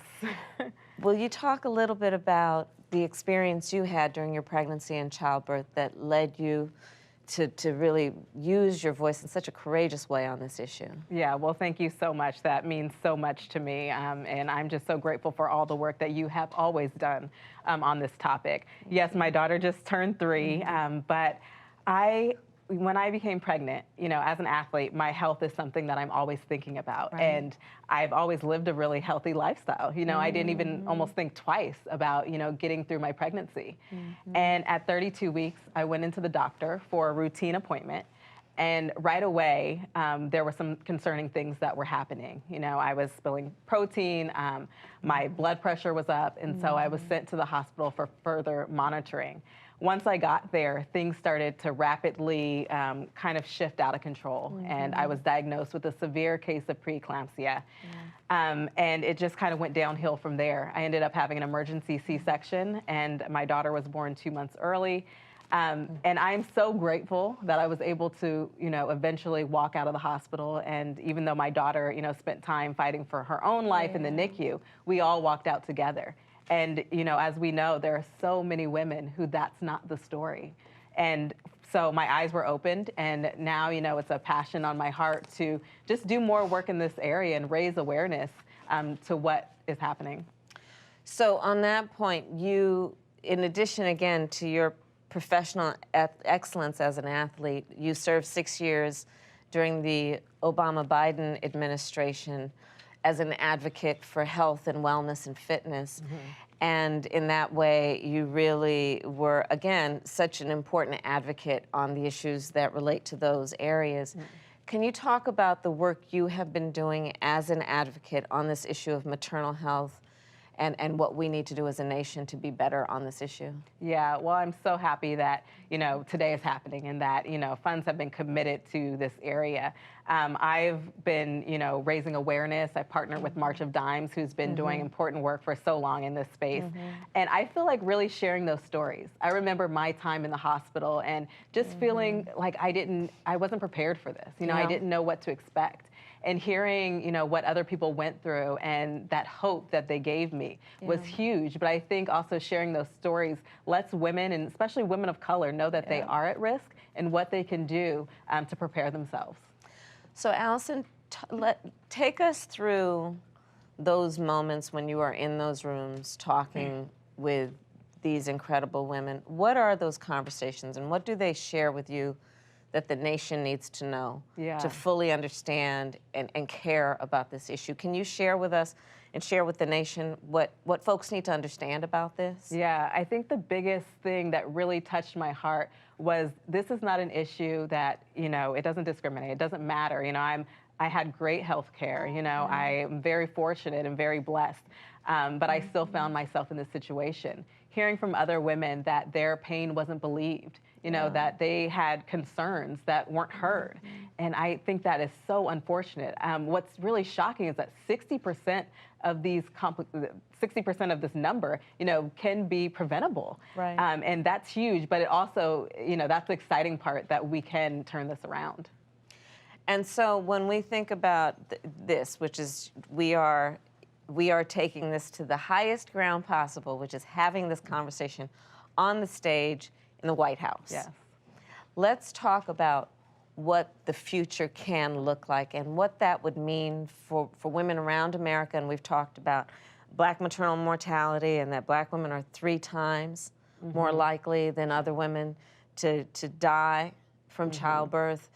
Native women, twice as likely. Women in rural America, 60% more likely to have complications because of what we call the deserts, the unavailability of appropriate maternal care. Let's talk a little bit about what the world can look like and what the solutions look like. Yeah, I think that a day where you're not at risk, when you become pregnant, that you are not fearful. I think about a second pregnancy for myself and what that might look like, and being able to reverse some of these issues, or going into a doctor's office and not having to be intimidated to raise concerns, and knowing that right away, if I have an issue, that I can be heard as well. And as you mentioned, the maternal deserts, and having that high quality care for all women, regardless of your, the status of your insurance or where you're at, that we can all have access to that. Backstage, you and I were talking about the importance of everyone knowing they're not alone. Yes. And for so many women, going through this, what should be joyous and beautiful process, can also mean feeling alone. And in particular, when women are in that setting where they're talking with a physician or talking with a healthcare provider, and feeling that they're not being heard, or being reluctant to share how they are actually feeling. And there's so much about the work that you have done that is reminding women they are not alone, that this is a story that sadly is a story that many women have in common, and therefore the need for women that when they're in that room, to not feel alone, and to know their power, and that it is the responsibility of that healthcare professional to hear it, to listen to it, and to act on it. So can you talk a little bit about how you have talked with women about owning and requiring the system to own its responsibility to these women? Yeah, I mean, absolutely what you said, that it is their responsibility. And until those systems are in place the way that they should be, it does fall on women to advocate for themselves, or our partners to be there in the room to do so. I remember when I was in the hospital and being terrified of what was happening. I didn't even understand really what preeclampsia was. And, I was really grateful that my partner was able to advocate on my behalf. When things went south and I wasn't able to make the decisions on behalf of our family, that he could step up and do that. And so I want that for all women, and I want us to, for things to just be different and not to be in a situation that is so terrifying and traumatic. And a large part of our work is on maternal systems in terms of the delivery of care for women during pregnancy and childbirth. But let's also talk about the need for us to stay connected with these women, with their partners, with the parents of the child who is now with us, in terms of issues like childcare and affordable childcare, elder care. I've met so many around the country, mothers and fathers who are raising young children from infancy on, and also taking care of senior relatives, and the need, therefore, to have care and assistance with caring for their children and their senior relatives. So let's talk a little bit about the importance of a nation supporting parents. It's so important. I know my own experience when I decided to start a family, and not being supported ultimately by my former sponsor, and just what that looked like and how it made me feel that I wasn't valued, and so many women who came before me who struggled and weren't celebrated. And so it's so important. I work to get child grants along with Athleta and Women's Sports Foundation to be able to support these women. You know, I don't think you should have to choose between your profession and having a family, you know, to be able to do both and be able to do both very well. And so I'll continue to push forward on those efforts because it does, it is necessary, and I think that we can do more. Well, and people may not know, but you really do walk your talk in every way, because I happen to know how you have supported athletes who are moms who might need some help taking care of childcare. Can you talk a little bit about that? Yeah, creating grants, you know, to support women who are competing at the highest level and having to deal with childcare. I just remember when I came back, I started competing when my daughter was 8 months. And it was so hard to be able to travel and to have a newborn and to deal with all of these logistics and things that people didn't really think about how it would come together. And so I felt like this would be a great way to support, you know, women as they continue to go on with their careers, and to say that you can still have your best performances after you have a family. And I'm talking, you know, my sport is running, but this is, you know, in all industries, you know, women feel this. And so I think this is a way, you know, I felt like I could do something, but obviously much more to do. So when we think about, to your point, women in the workforce, right? Because we need to support all moms, all parents. But when we think about the unique challenges about women in the workforce, let's talk about that in the context also of what we're doing with Build Back Better, which has passed out of the House of Representatives. We expect that the Senate will pass it. But it is about also saying that parents should not have to spend more than 7% of their income in childcare. Because with the demands, right, with the financial demands of parenting and living, it should not be impossible for a working parent to have that kind of support. Can you talk a little bit about the experience that you've had and the parents you've talked with who need this kind of assistance? Yeah, it's really been just amazing to see the individuals, you know, who do need the support and hear their stories, you know, of what their days are like and what the struggles look like, you know, that everyday person who is trying to make it. And to your point, that's so necessary, so needed, and has such an impact on their lives, and for them to be able to, you know, to continue making their livelihood. So as we close out this conversation, let's think about the basic points that we want policymakers at the local level, at the statewide level, and of course we have so many leaders, we had so many of them on the stage, the Congress members.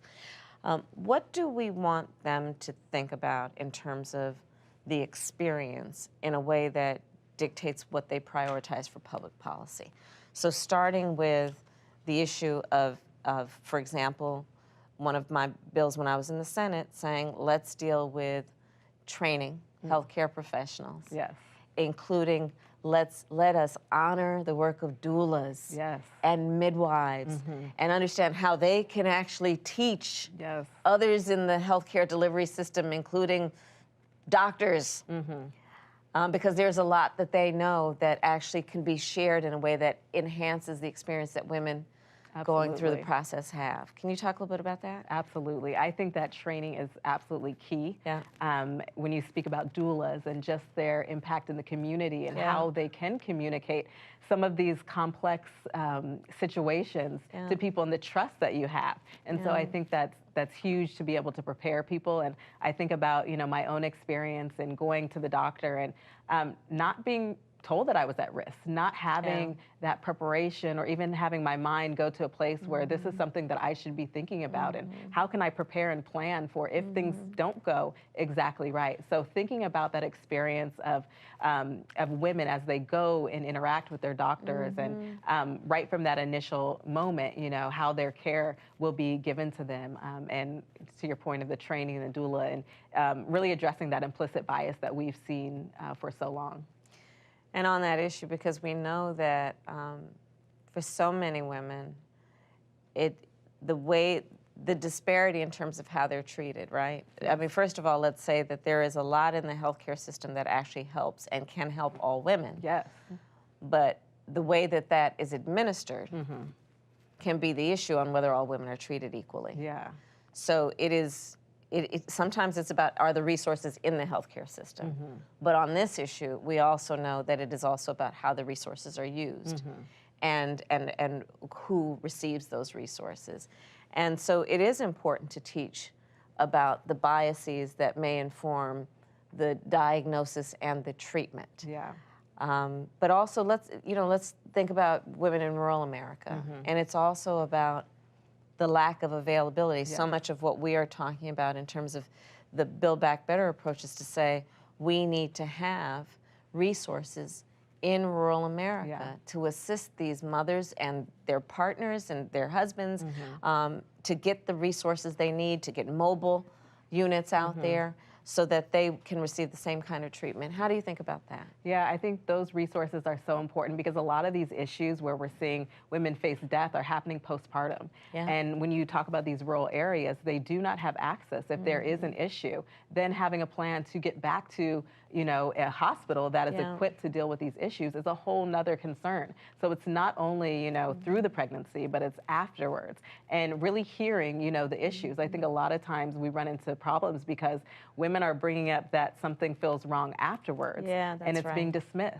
And so, yes, the rural areas, having that access and those resources is huge. And for all women postpartum, really focusing on, hearing when there is an issue. That's right. And that's the point also, which I really appreciate you stressing, which is we are talking about supporting mothers to mother. Yeah. And that's about it is from the pregnancy through childbirth and then all that comes after. One of the things I'm particularly excited about is that what we will do is extend support through Medicaid to say that postpartum support should not just be 60 days after childbirth. That's not going to deal with what we need to actually address. Let's do it for a year.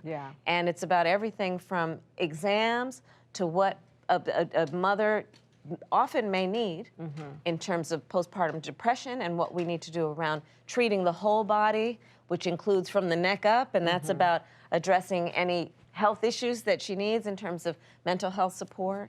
So critically important. I'm so excited about that as well because I've heard far too many heartbreaking stories of losing mothers who aren't able to mother their children, things that were preventable. And that time is crucial. So I think that's going to have such an impact to be able to have that year long and really to be able to address those issues.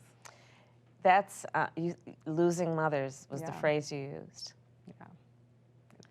We cannot be a society that is losing mothers.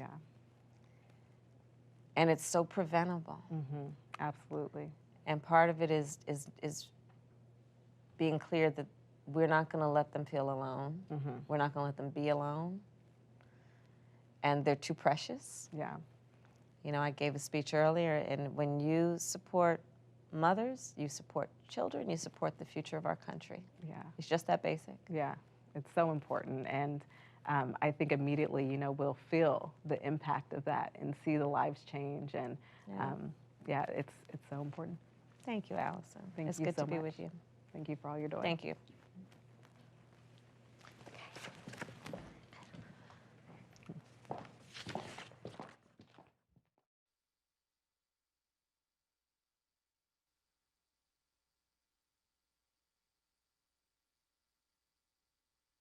I'm grateful to be here with you all today, with champions of maternal health and health equity within the administration and on the Hill, and so many incredible leaders from across the U.S. as we further commit to the work needed to address our country's maternal mortality and morbidity crisis. The White House Gender Policy Council has worked alongside colleagues across the government on this key administration priority, and we look forward to continuing this work in partnership with the Vice President, Secretary Becerra, CMS Administrator Chiquita Brooks-LaSure, Susan Rice at the Domestic Policy Council, and many others. This first ever White House Maternal Health Day of Action calls upon both the public and private sectors to improve health outcomes for parents and infants in the United States. It also calls upon men To jumpstart this critical discussion, I look forward to the upcoming panel on the role of men, which includes champions who have advocated and acted to improve maternal health and to encourage other men to step up as well. This panel underscores that the maternal health crisis we face impacts entire families, communities, and our country as a whole, and demands that we all take action. Hi, it's Cory Booker, and I'm really pleased to be here. This day is extraordinary and historic. I'm honored that Vice President Kamala Harris and Joe Biden have centered this issue of awareness and action around maternal health, not only in policy in general, but really through executive action and through what I believe will be one of the greatest pieces of legislation in American history, the Build Back Better policies, the Build Back Better bill. And so I know this has been mentioned throughout the summit, but I want to reemphasize it here on this particular panel, that we are the wealthiest nation in the world, but have the shameful distinction of having the highest maternal mortality rates amongst wealthy nations. The majority of those deaths are preventable. And more than that, we see amidst these healthcare disparities that make it even worse for women of color, with 2 to 3 times higher rates of Black and brown women dying than majority women. And so this is a shameful reality. It is a national shame. But as was said by a previous president, there's nothing wrong with America that can't be solved with what's right with America. And I'm grateful, again, that there are congressional leaders and others who are rolling up their sleeves to do something about this. In my entire career in the Senate, this has been one of my focuses. And I'm very proud that a lot of the policies I've worked on with Kamala Harris when she was then Senator Harris, as well as some great House members like Lauren Underwood, Alma Adams, Ayanna Pressley, that we put together some really great bills like the Mommies Act, which would extend postpartum Medicaid coverage from just 60 days to an entire year, from other issues like the Maternal Health Momnibus Act, which is a comprehensive maternal health legislation, again, championed by the Vice President, that these two bills and components of it are really close to being law in the Build Back Better plan. And so now you might be asking yourself that why is a male senator talking about these issues? Why has it been at the center of my policy agenda since I came to the United States Senate? Well, I'll be very clear. This is not an issue just for women. This is an issue for all of us. If we believe in the fundamental ideals of this nation of life, liberty, and the pursuit of happiness, if we believe that the health of our children and mothers are sacrosanct to our ideas of a successful nation, then we all have to be concerned about these issues. And so I believe that we all have to be champions, along with doulas and midwives, community workers, activists, healthcare professionals, because when it comes to all of our success, our children and birthing people have to be at the center. And so I'm grateful that today we have in this panel 2 individuals who have a tremendous testimony, who share with me this core purpose, and in many ways have turned their own personal pain into a life purpose. I'd like to introduce and thank our panelists specifically now for joining us in this discussion. And they're Charles Johnson and Alexis Ohanian. And I want to say, Charles, I would really like it if you could introduce yourself and maybe share your really compelling testimony with folks that are watching. Sure, absolutely. Senator Booker, first and foremost, let me just thank you because, I was really just had a heavy heart this morning, just thinking about this journey that I've been in on this advocacy road for almost 5 years. And far before the issue of maternal wellness and maternal health had hit the mainstream, you have been a champion out here. I remember coming to Congress in 2017 when I first started advocating, and nobody would even take meetings with me.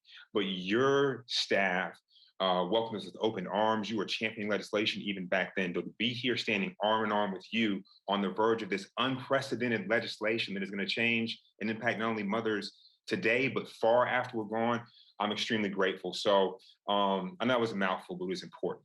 It was important. So I'm Charles Johnson. I'm the founder of 4 Cure for Moms, which is a organization committed to ending the maternal mortality crisis. But how I ended up here was I was fortunate enough, Alexis and Senator Booker, to meet a woman that absolutely changed my life, right? And so when we talk about my wife, Kira, we're talking about a woman that spoke 5 languages fluently, that raced cars, that was a skydiver. And, honestly, she was, truth be told, way out of my league, right? And I always wanted to be a dad. And so we welcomed our first son in 2014. We always talked about how cool it would be to have back-to-back boys, right? And we found out we welcomed our second son in 2016. We were over the moon. And so on April 12th of 2016, we walked into Cedars-Sinai Hospital in Los Angeles, California, for what we expected to be the happiest day of our lives. And we walked straight into a nightmare. And I know, Alexis, you can relate, right? That anticipation of being a father, right? Especially for the first time, right? It's this amazing, this overwhelming joy, but a little bit anxious. And so our son was born perfectly healthy. And they took us back to recovery. And that's when things took a turn for the worse. And as Kira's sitting there resting and our new baby is sitting there resting, I looked down by Kira's bedside and I began to see blood coming from her catheter, her Foley catheter. And I brought it to the attention of the doctors and the nurses at Cedars. And they came in and they examined Kira. And this is around 4 o'clock in the afternoon. And they ordered a series of tests. In the interest of time, I know I want to get to what I know is going to be an incredibly robust discussion, but what happened over the next 12 hours is Kira was allowed to bleed internally while myself, my family begged and pleaded for them to take action, begged and pleaded for them to go take her for a CT scan that they said they would take, that they ordered at 5 o'clock. 5 o'clock came, 6 o'clock came, 7 o'clock came. They didn't take her back to surgery until after midnight. And that CT scan never took place. And by the time they took her back to surgery and they opened her up, there were 3 liters of blood in her abdomen for where she'd been allowed to bleed and suffer needlessly, while my family and myself begged for them to simply just hear her concerns. And so that afternoon, we walked into Cedars-Sinai Hospital. The thought that my wife would not walk out to raise her boys, it never crossed my mind. But as the days turned into weeks and the weeks turned into months, I began to hear stories of other women with horrific birthing experiences and other women that were losing their lives. And I began to think to myself, something just isn't right. And that's when I began to do the research for myself. And I came to understand what we all know here today is that we are in the midst of a maternal mortality crisis, as you said, that's shameful, not only domestically, but it's shameful globally. And so for the past 4.5 years, I've committed my life to doing everything I can. Although there's nothing we can do to bring Kira back, I owe it to her, I owe it to my boys, I owe it to all the other mothers that have lost their lives, giving the ultimate gift of birth, do everything we can to make sure we send other mothers home with their precious babies. I mean, Charles, that story is painful to hear, and the beauty that is coming out of it is that Kira was a great woman, and her legacy of love lives on through you and her sons. Thank you so much. Yeah, to take your pain and turn it into purpose is something that to me is just extraordinary. So I'm really grateful for you. Alexis, will you introduce yourself, man, and tell your story as well? Sure. Well, look, again, thank you for convening this. I feel like I got a window into something that I never would have otherwise gotten. Most people know me for creating Reddit. I run a venture capital firm now called 776. But this became a very personal issue because my wife, who is Serena Williams, you would expect, with all the access we have, with all the advantages we have, would be getting, best in class care. And the glimpse I got in, especially as a white dude who, everyone listens to, who always gets the benefit of the doubt in any situation, who's had a ton of privilege basically everywhere I go. I got a window into something that absolutely affected me and has made this such an important issue for me ever since. It's pretty well documented, but when Serena went in to give birth to our daughter, Olympia, birth went fine. And then sure enough, afterwards, she has a history of pulmonary embolisms and ended up having a couple there in the hospital, some emergency surgeries, and really the punchline here is she had to diagnose herself. Right. And she had to say to the doctors, this, like specifically the drugs, these are the drugs I need. This is what I need right now. And as a husband in that moment, you want to do everything you can for your wife. And it is a surreal feeling to be in these situations and not be able to get people to listen, not be able to get people to act, even when you're sitting here as someone who, you're very used to having people listen to you, and you're with a woman who, is a superhero. To see how close she was, in spite of all the advantages we have, to see how close she was to passing, it was a humbling and a grounding experience. And it was only after she shared her story publicly that we started to educate ourselves and learn, a lot about all this great work Charles has been doing and others to raise awareness on this issue. There is a shameful Black maternal health crisis, in particular in this country, that we need to do so much better on. And it's part of the reason I've become such an advocate for paid family leave as well, because I don't want any American man or woman to have to decide between being in the NICU or the ICU and their job, right? That no person should have to make that decision, man or woman, ever, between their family during these precious moments in their career. So just grateful to be here. I know I'm going to learn a lot too. And well, you say that humbly because we all know your platform and you use it really to educate folks on a few things. Number one, maternal morbidity, or what we might also call near misses, even as was in your case. This is serious. It's affecting 50,000 to 60,000 pregnant people a year.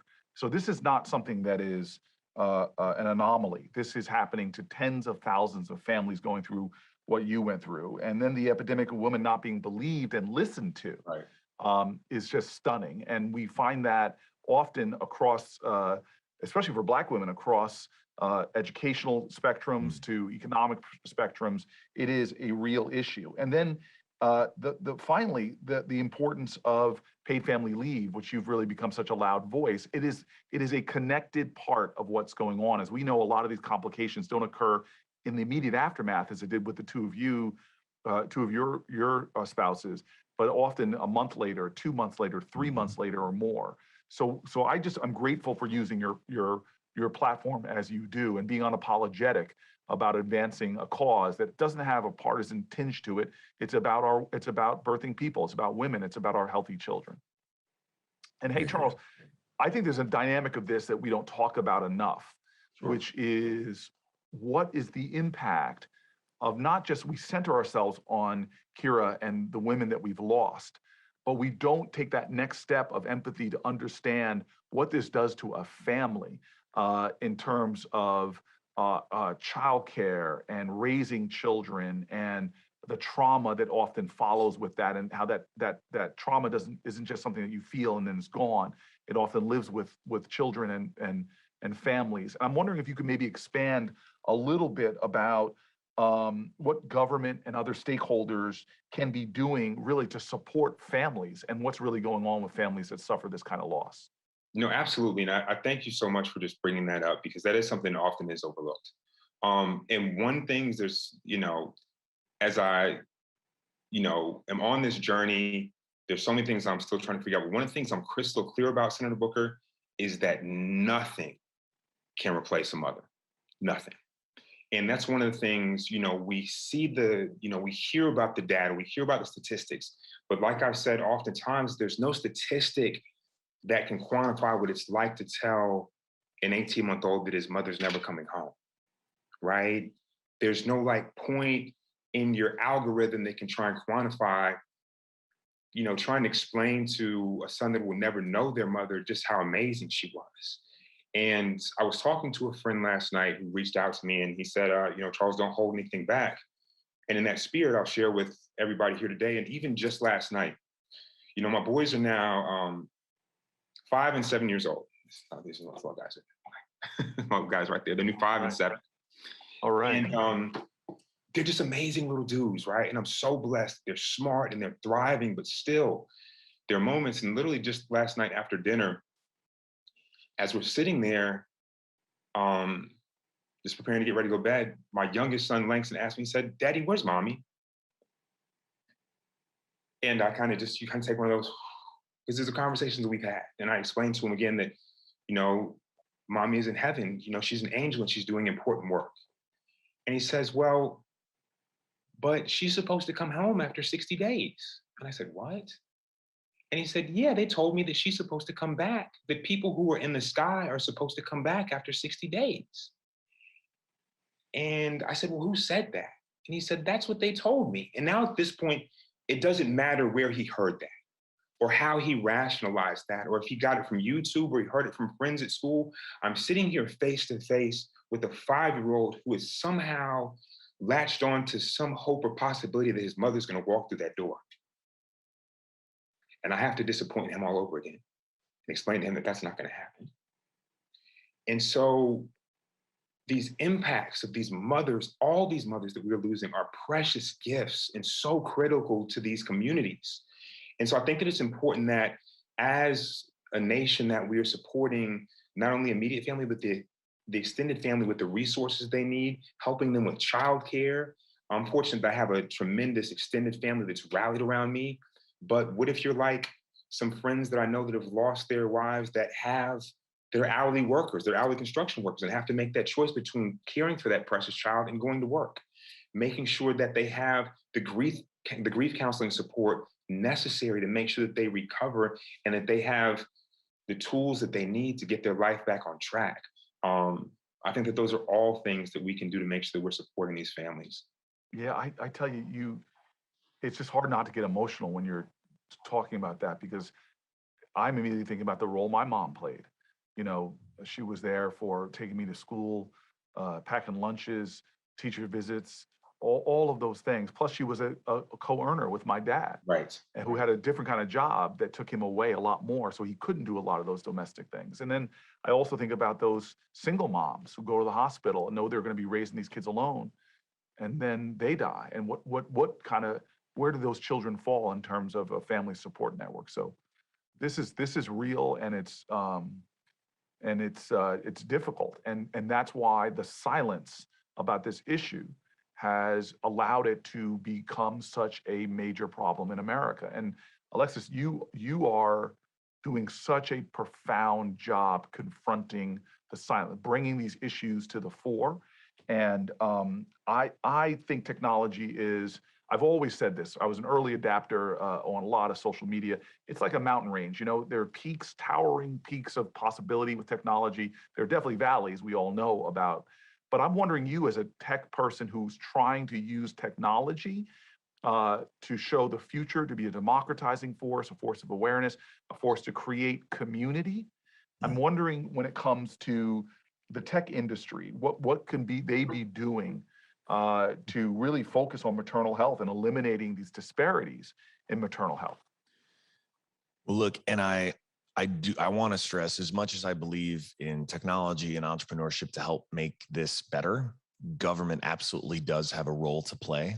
So I don't think these things are mutually exclusive. I do think fem tech, that is technology around women and particularly women's health, is a huge, huge opportunity. It's just starting to get the investment it deserves. And I think over the next 10 years, our fund in particular is going to be investing literally millions, tens of millions of dollars into these types of companies, not just because it's the right thing to do, but because I actually think there's a lot of amazing entrepreneurs who are going to build very successful businesses out of them.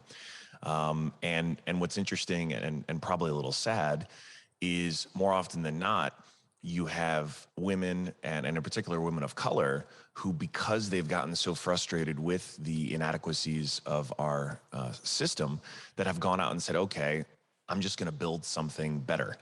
And this was the case of one CEO we backed named Simone Tate, who said, I'm going to build, it's called Poppy Seed Health.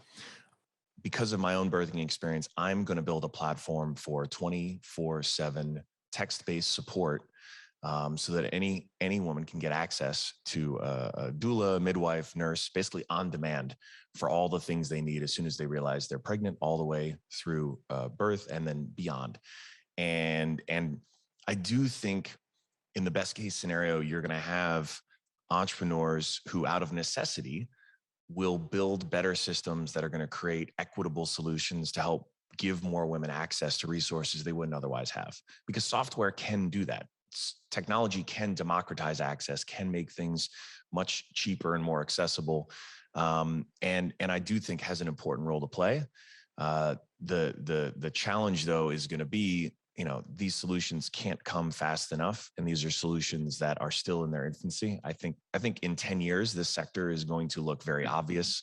It is going to have, it's going to employ a lot of people. It's going to generate a lot of great value and wealth, but we don't have that kind of time. And the sooner we get solutions that are actually helping American women, the better.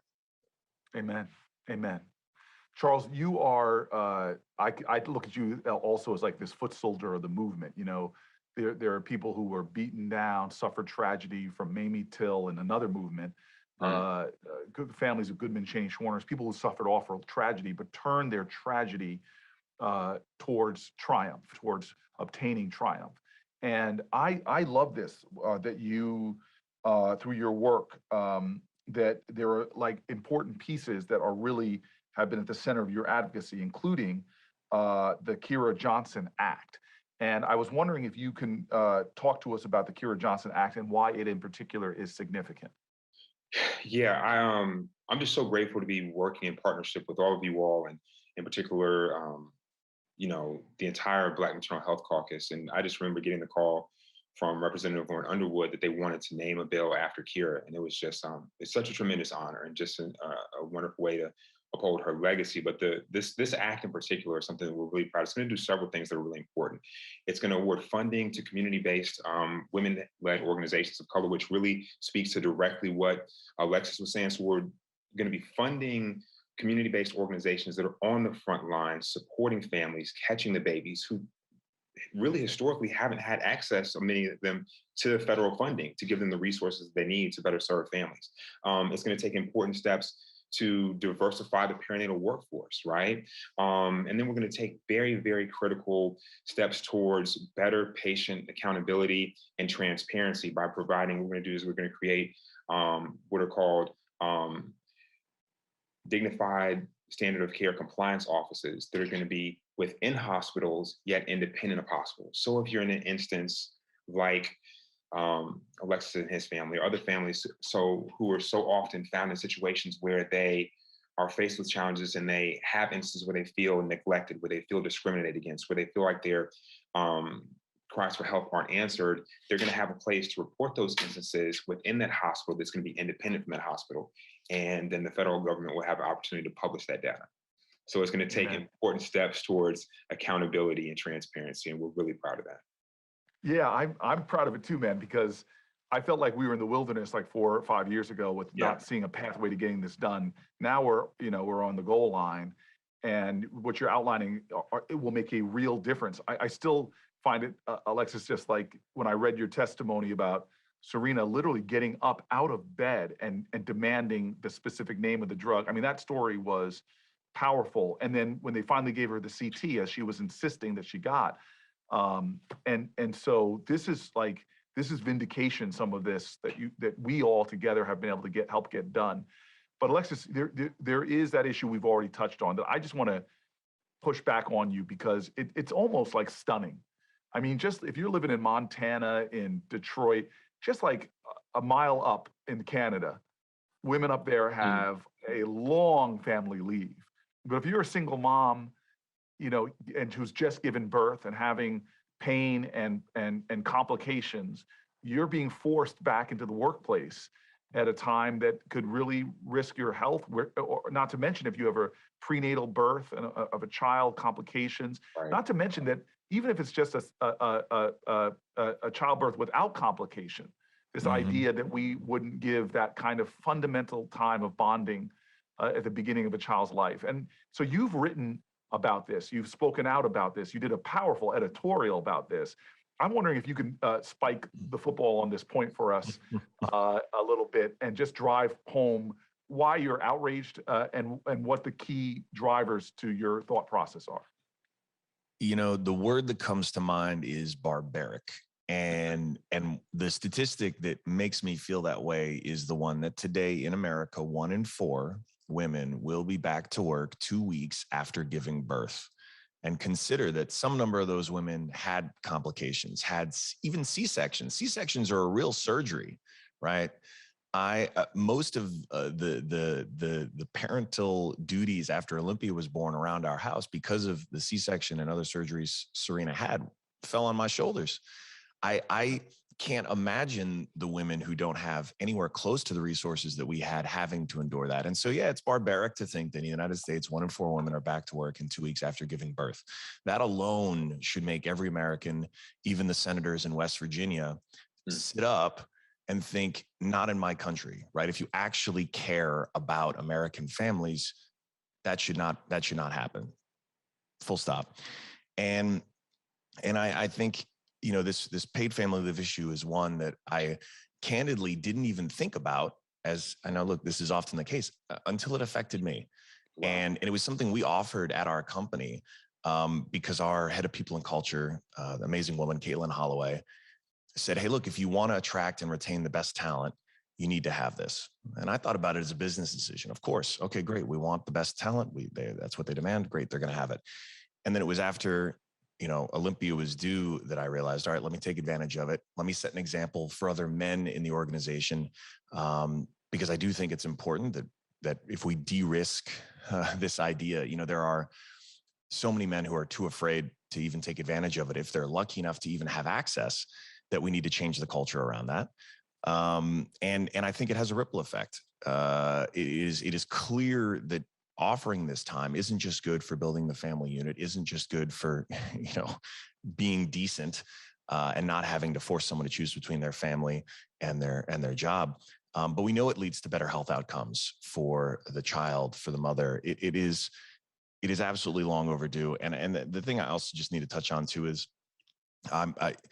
the things like the Kara Johnson Act play such an important role because we are trying to unwind a system that,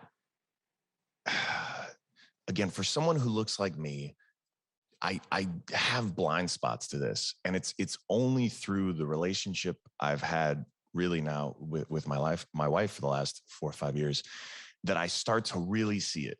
And this is not to say these are nurses or doctors who are themselves racist per se. It's not that these are people trying to do spiteful, wrong things, but these are systems that are fundamentally flawed and have been broken for a very long time. And it is just so crucial, especially at a time that is so vulnerable for so many people. We should absolutely find space to want better outcomes for newborn children and their families. Like, if we can't all agree that this is an issue that we should all be fighting for, that should be bipartisan, I can't even fathom that, because this is the sort of most basic fundamental human thing, right? This is creating new life and bringing it in this world and trying to undo even just a fraction of the inequity that exists in our society, to give a newborn a shot and their family a shot. So this stuff is all interconnected, and I do think the tide is going to turn. And whether or not a senator from West Virginia wants his legacy to be stopping something this obvious and this important, we'll see. But I'm still optimistic. I know it's not a question of if, it's a question of when we'll get paid family leave for all Americans. Just would like it to be as soon as possible. Hallelujah. So look, you guys, you spiked the football, by the way, and did some finger pointing too, which was very NFL like of you. Yeah, Let me wrap up, fellas. Look, the two of you have, in my opinion, been important in this national conversation because you force guys to understand this is not a women's issue. This is our issue. You also have been using your own gifts to explode this further into the national conversation. And so I want to say thank you both. I also want to say God bless Joe Biden. God bless Kamala Harris. This is why we elected them. Not to do what is the political flavor of the moment, but to change lives. to elevate life, to save lives. And you said this is a bipartisan issue. It's a nonpartisan issue, actually. This is just about people. Politics should not be, we as a society should end this shameful reality, and we are close to doing it, I think, with the legislation we put in place on the federal level. States like mine, New Jersey, God bless Phil Murphy, are jumping way ahead in this space as well and getting real things done. There is a movement going on. You two are foot soldiers on that movement. I want to thank you. I want to wrap up just by saying, again, thank you, Kamala Harris, for showing the truth on this in the Senate and for leading in on the White House. We're going to get this done together. We as a community, we as a country are going to rise on up. Oh, absolutely. Wait a minute. I was getting a signal. You got the signal? I was getting a signal. I was getting the plays called from the sideline, telling the guy on the field. I wonder if I got a few more. Do I have a few more minutes? Can I buy a minute or two? Just a minute. So I'm going to give up my minute. I'm going to let you two have the final word. Alexis, 30 seconds, and then Charles, 30 seconds. I'd love to know any particularized message for men who again, might not see this as an issue. All right, I want to make sure that, Charles, you get the last word. So I will say, at the very least, you probably have a woman in your life who you care about. I really hope so. If you don't, I feel very sorry for you. But at the very least, consider them in their most vulnerable, and consider them in a moment when they should be at their happiest, and want to do right by them by supporting maternal health. And even if somehow you lack any kind of empathy, there is still a much better society in store for us as long as we protect women and the health of moms. It is a more productive society. It is a more successful economically society. There are lots of reasons, even if you lack all empathy, to want to support this. But fortunately, I think most of the people listening actually do care. And this is something that we have every right to fight for just as loudly. Even though it doesn't affect us, we should care just as much, if not more. Because chances are you had a mama, and you should at least do right and honor her. Amen. Charles, take us home, man. Let's take it home. So I'm going to pick up where Alexis dropped off, and that's right, you have a mom, man. Like, we talk about this being a nonpartisan issue. There's two types of people in our country. Either you are a mama or you got one, right? Then beyond that, I think that when we talk about the role of men in being able to talk about this crisis in a historical context, two things come to mind. It's one, it is advocacy. So making sure that you are tapping into resources so that you can make sure that you are informed and you are empowered to make sure that your partner, whoever it is that you care about, whether it's your sister, comes and is able to thrive before, during, and after childbirth. So to make sure that you understand, how to support them, what post-birth warning signs are, what signs of postpartum depression are. All those sources are readily available. You can tap in with us at forcure4moms.com. There's wonderful organizations out there. And then the next thing that I have to say that's critically important is responsible allyship, right? And so we have to, as men, use our privilege and our voice to not dominate this conversation, but to lift up and amplify the amazing work of women that are doing this.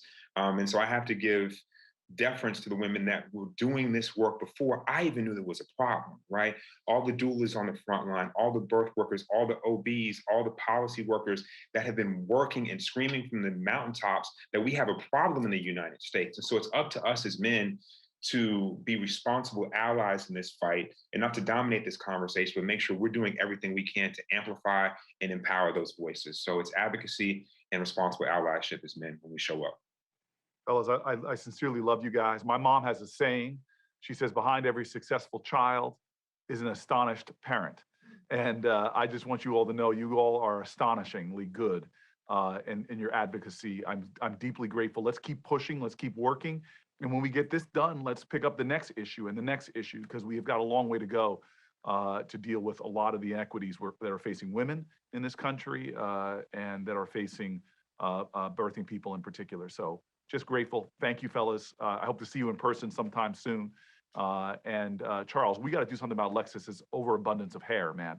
I know, man. Listen, he needs to make. We need to get he needs to do some crowdsourcing and get us straight. Seriously. I hope there's not a hazing ritual here where I get my head shaved. Charles and I are going to come on and do an AMA on grooming techniques. Seriously. Ask me anything about how to shave your head. All right. Listen, seriously, simple. All right, if we could raise some money for a good cause, I would do it. Oh my gosh, you heard it here. Did everybody heard that, right? Wait, this is not being Everybody heard that. live, Oh, this is right? live, Alexis. This is live. It's a done deal. I bet you can raise a lot of good money for a good cause. All right. All right. There will be part 2. We'll look for version 2 of this. Home Alone 2. You're a handsome guy. It's gonna work for you. Thanks, man. It's gonna work for you, man. You got a good face. You got a good face. All right. I'll be more aerodynamic. All right. Kamala Harris is now regretting she put the 3 of us together, but we're going to cause some good trouble here soon. Good. All right. Thanks, fellas. Thanks, gentlemen. Really appreciate you. More than you know. Thank You're you. light workers. Thank you. Hello, I'm Dr. Kathy Hartke, Social Action Leader for the Wisconsin United Methodist Women. I have spent my career as an obstetrician gynecologist, delivering babies and improving the health of women and infants. Sadly, in Wisconsin and the United States, maternal deaths are increasing, as in my state.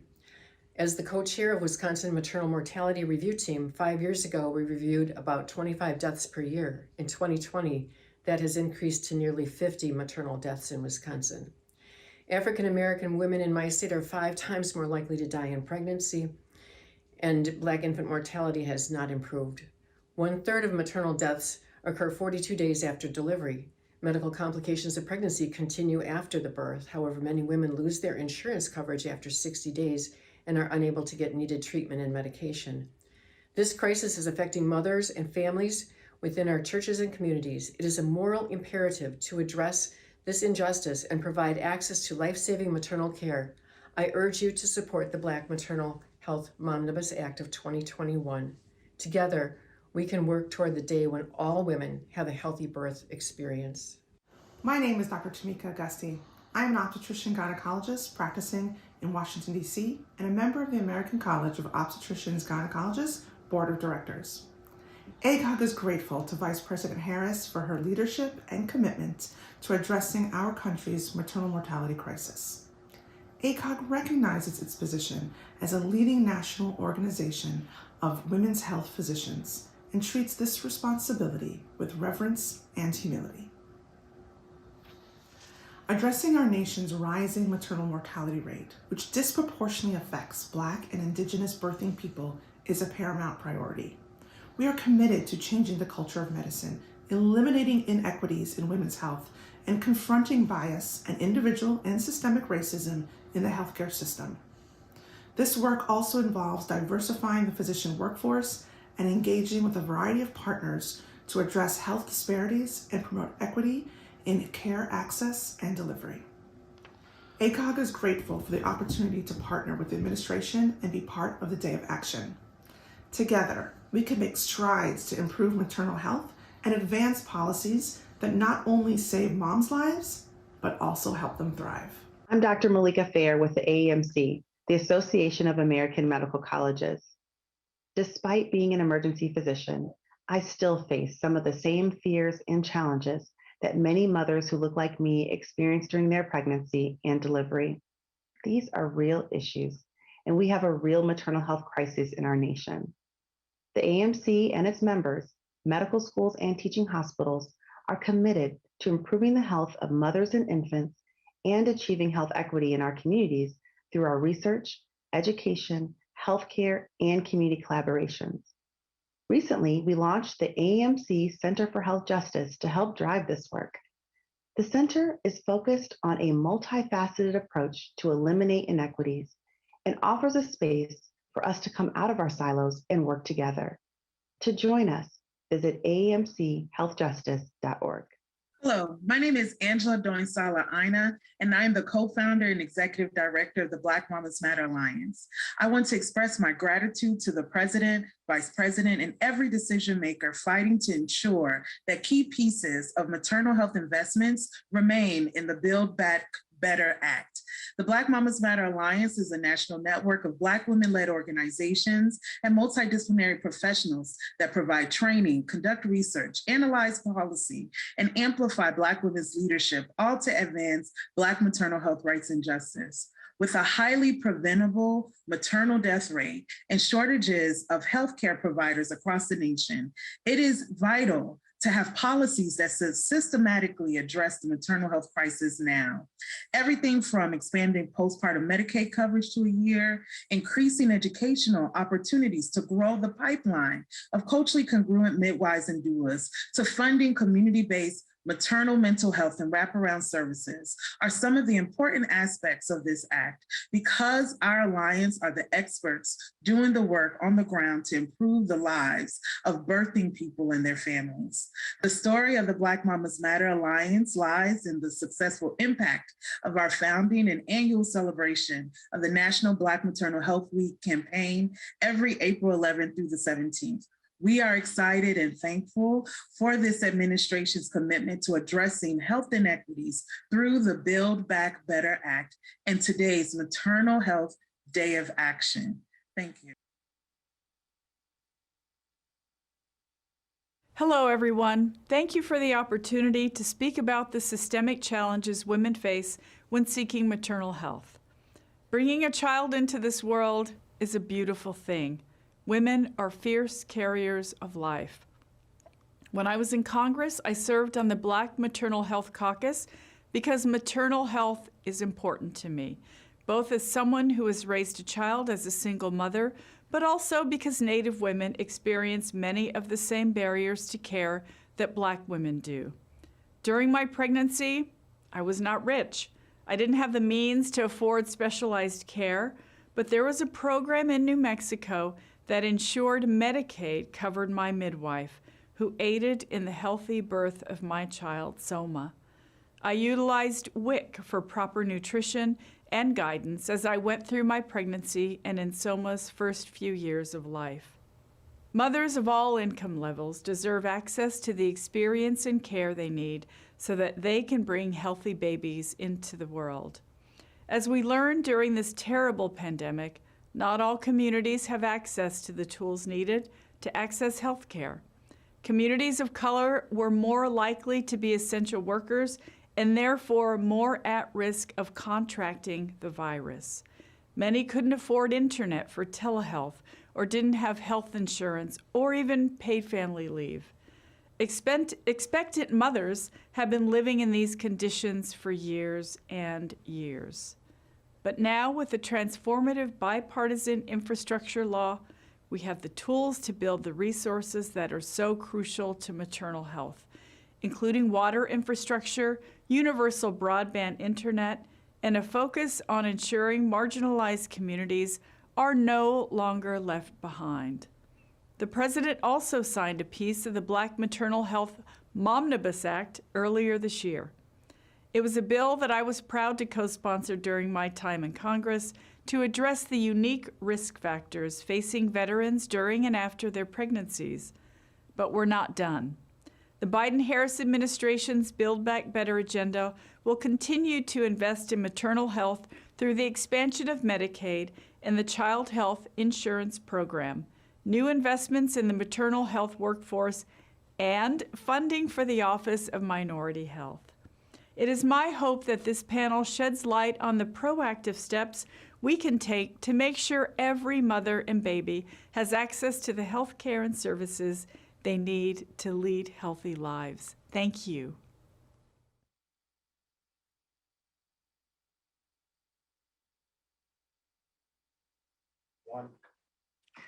Hello, everybody. Thank you for having me here today. It's an honor to be joining each and every one of you for this Maternal Health Day of Action.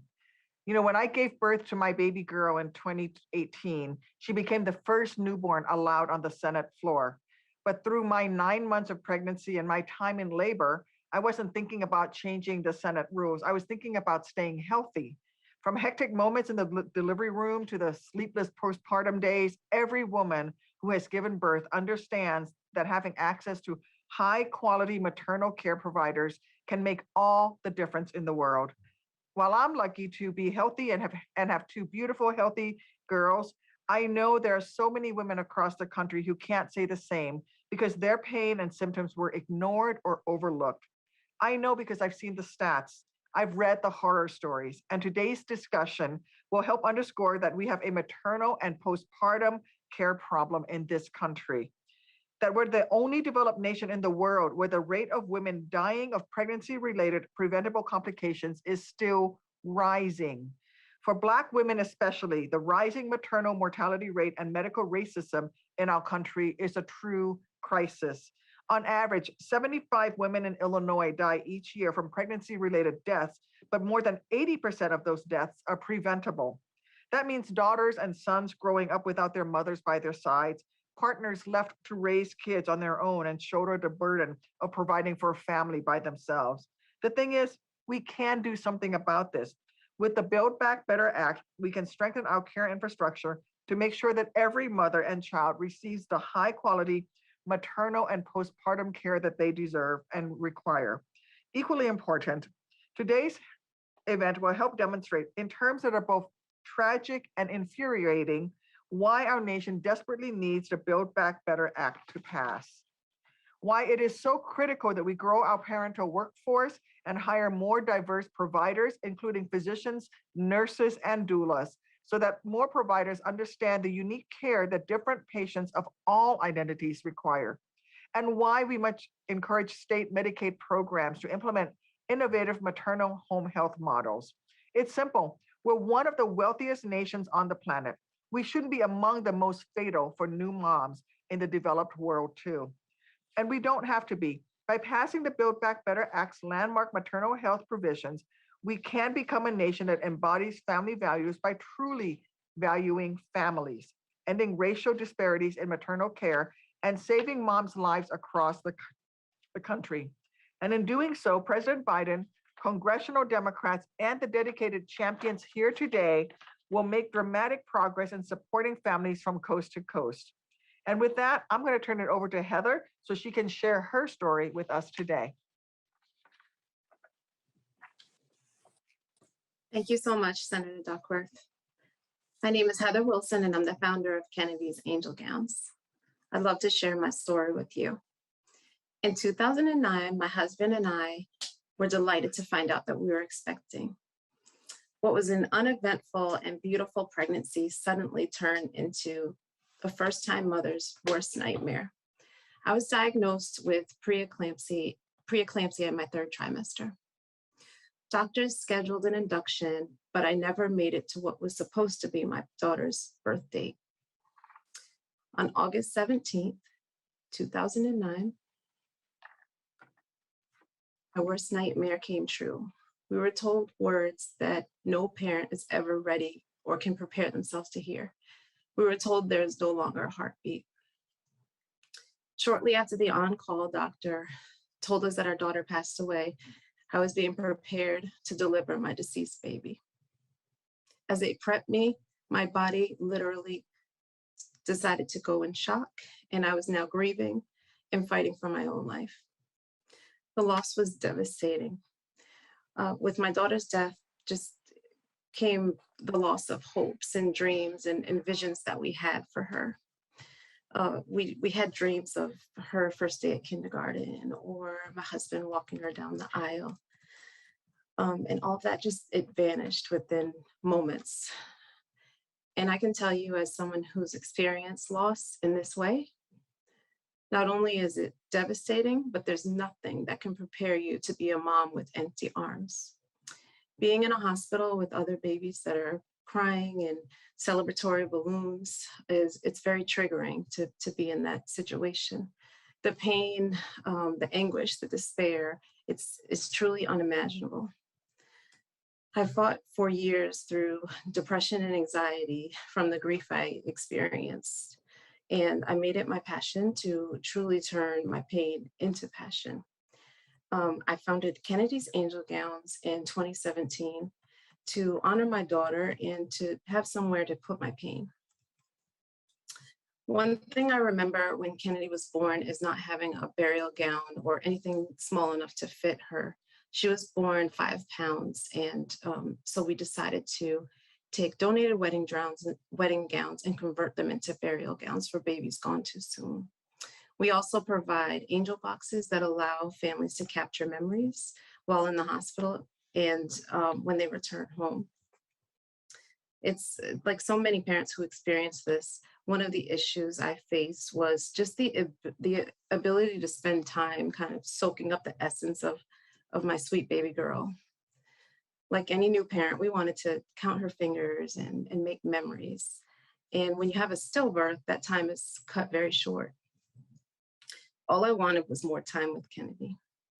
As a result, we donated a private and serene bereavement suite to local hospital. We named the room the Butterfly Room.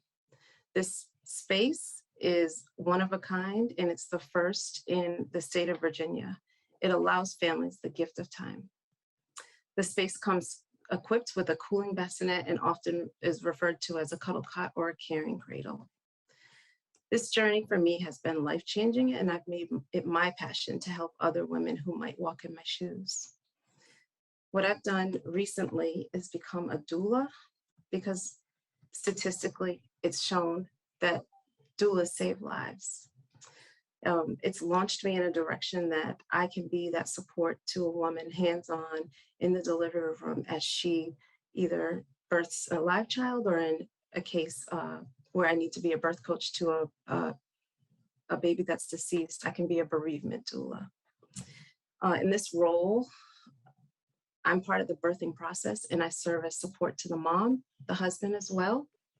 And my other duties also serve to just really improve the healthcare and be an advocacy and a voice for that mom. 1 in 4 women will be forced to navigate the loss of a child without proper resources they deserve. Legislation that enforces guidelines, holds medical professionals accountable, and withholds equitable and competent care can save lives. Looking back, I wasn't really told the seriousness of preeclampsia or the outcomes that affect Black women that have preeclampsia or what they face. As a result, my daughter is no longer with us, and our family is missing a huge piece of our hearts. My hope is that you will join me and fight to save lives. You can visit Kennedy's Angel Gowns to join our mission and our vision.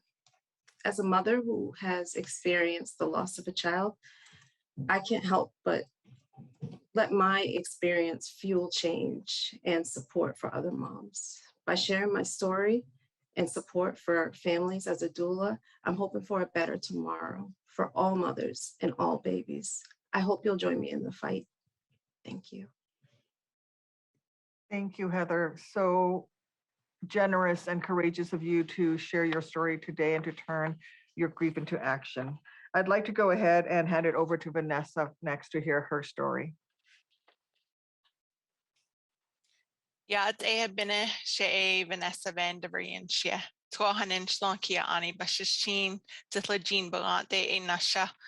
Good morning, everyone, and I'm so honored to be among all of you courageous leaders, Senator Duckworth and Dr. Whitehair, and to all my fellow panelists. I'm truly honored. I'm also really grateful to share my story about maternal health on the Navajo Reservation.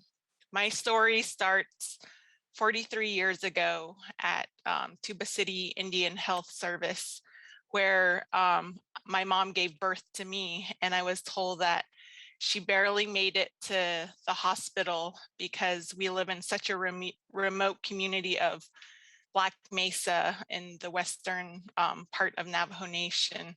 And I happened, to be born on a very heavy snowfall night. And so she had to scramble to find somebody to take her because she needed a 4-wheel vehicle to get her to the clinic.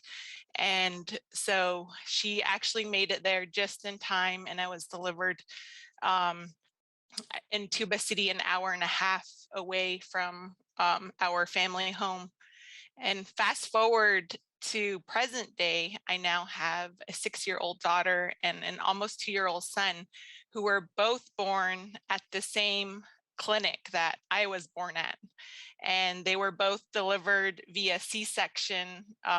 And like many people, I had complications. I had gestational diabetes early into my pregnancy. And, coming home after my C-section, I remember so clearly the extreme pain I was going through, driving on the rough roads, holding my stomach, and really driving down the same road that my mom traveled to have me.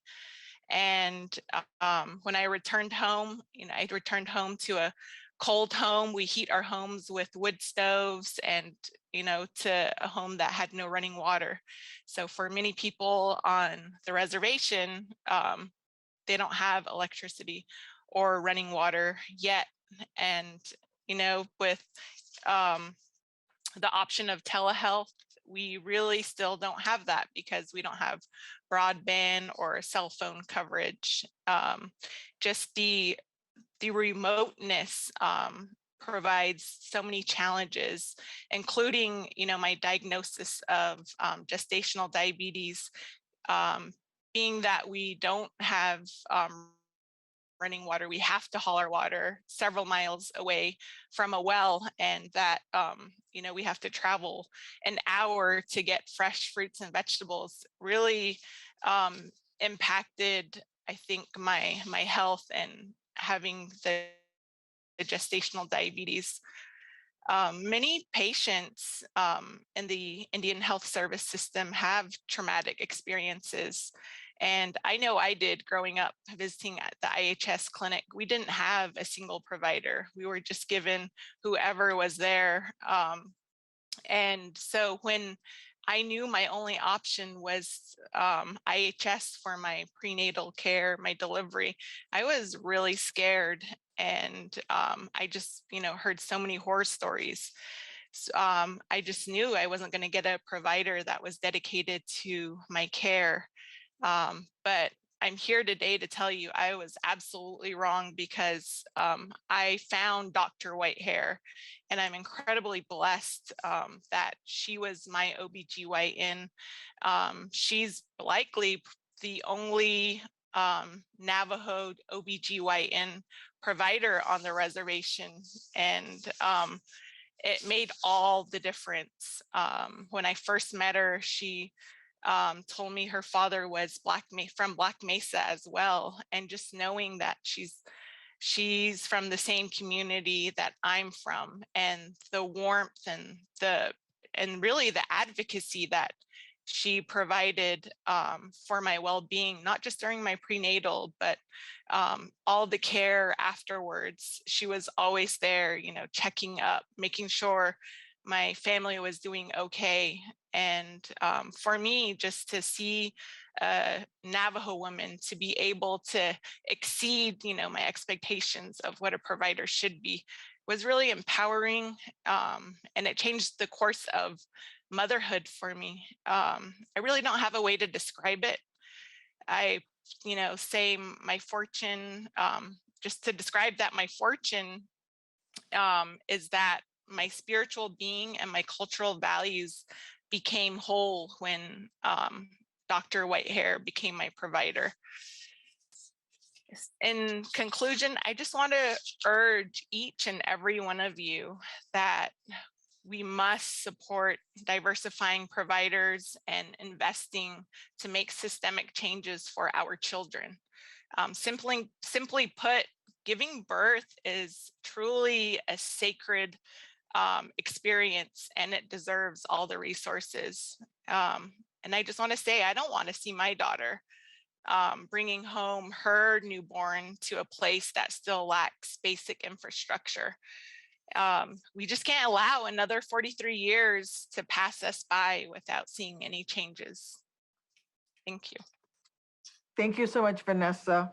We're gonna hear from Dr. Whitehair in a little bit, but first we're gonna go to Stephanie. Hi, I'm Stephanie Monroe from rural Colorado. My journey in pregnancy began 12 years ago with my twins. I was a high-risk pregnancy, and the doctor in our area told me that they were unable to treat me in this area because of the high risk. I traveled 3 times a week to Denver, which is about a 2.5-hour drive from our home. And let me tell you, being pregnant with twins at the end was a very uncomfortable 2.5-hour drive. Luckily, I had the one natural, one was C-section, and they are healthy little boys at the moment. Then we fast forward 12 years, and I was feeling very ill and wasn't sure what was wrong with me. Called into my doctor, could not get into my normal provider. It was 2 weeks out. So I ended up seeing a physician who was here as a resident in training. Very lucky, he was a wonderful doctor, and found out I was 20 weeks pregnant. I'm 40 years old, so again, a high-risk pregnancy. I was terrified, absolutely blown away by this, as I thought I was in menopause, and very, very stressed out. There wasn't a whole lot of mental health providers in our area that could do any kind of counseling for what I needed. I was lucky enough to go to Dr. McLaughlin, and he brought everything into perspective for me. We did all sorts of diagnosis and treatments and fetal monitoring and tests and making sure that the baby was going to be okay. All of these had to be done out of town once again. So therefore we drove 1.5 hours, 2 hours away. Coming back to Sterling, my doctor was amazing and talked to me about every diagnosis and prognosis of what could happen and what was going on with my pregnancy, being that I was so far along, had had no real care at that point, and that I was a geriatric pregnancy at this point. I decided that I did not want to have a regular C-section again. I wanted to go for a regular vaginal birth, and once again, in our area being so rural, they would not allow us to do a vaginal birth, as I'd already had a C-section. So we were forced to drive 1.5 hours away. We had it set up for the 27th of November. Thank goodness we drove up the night before, because I ended up in the hospital on the 26th and was able to vaginally deliver a healthy baby boy. But if we would have had any kind of storms or bad weather, the travel could have been devastating to us as well.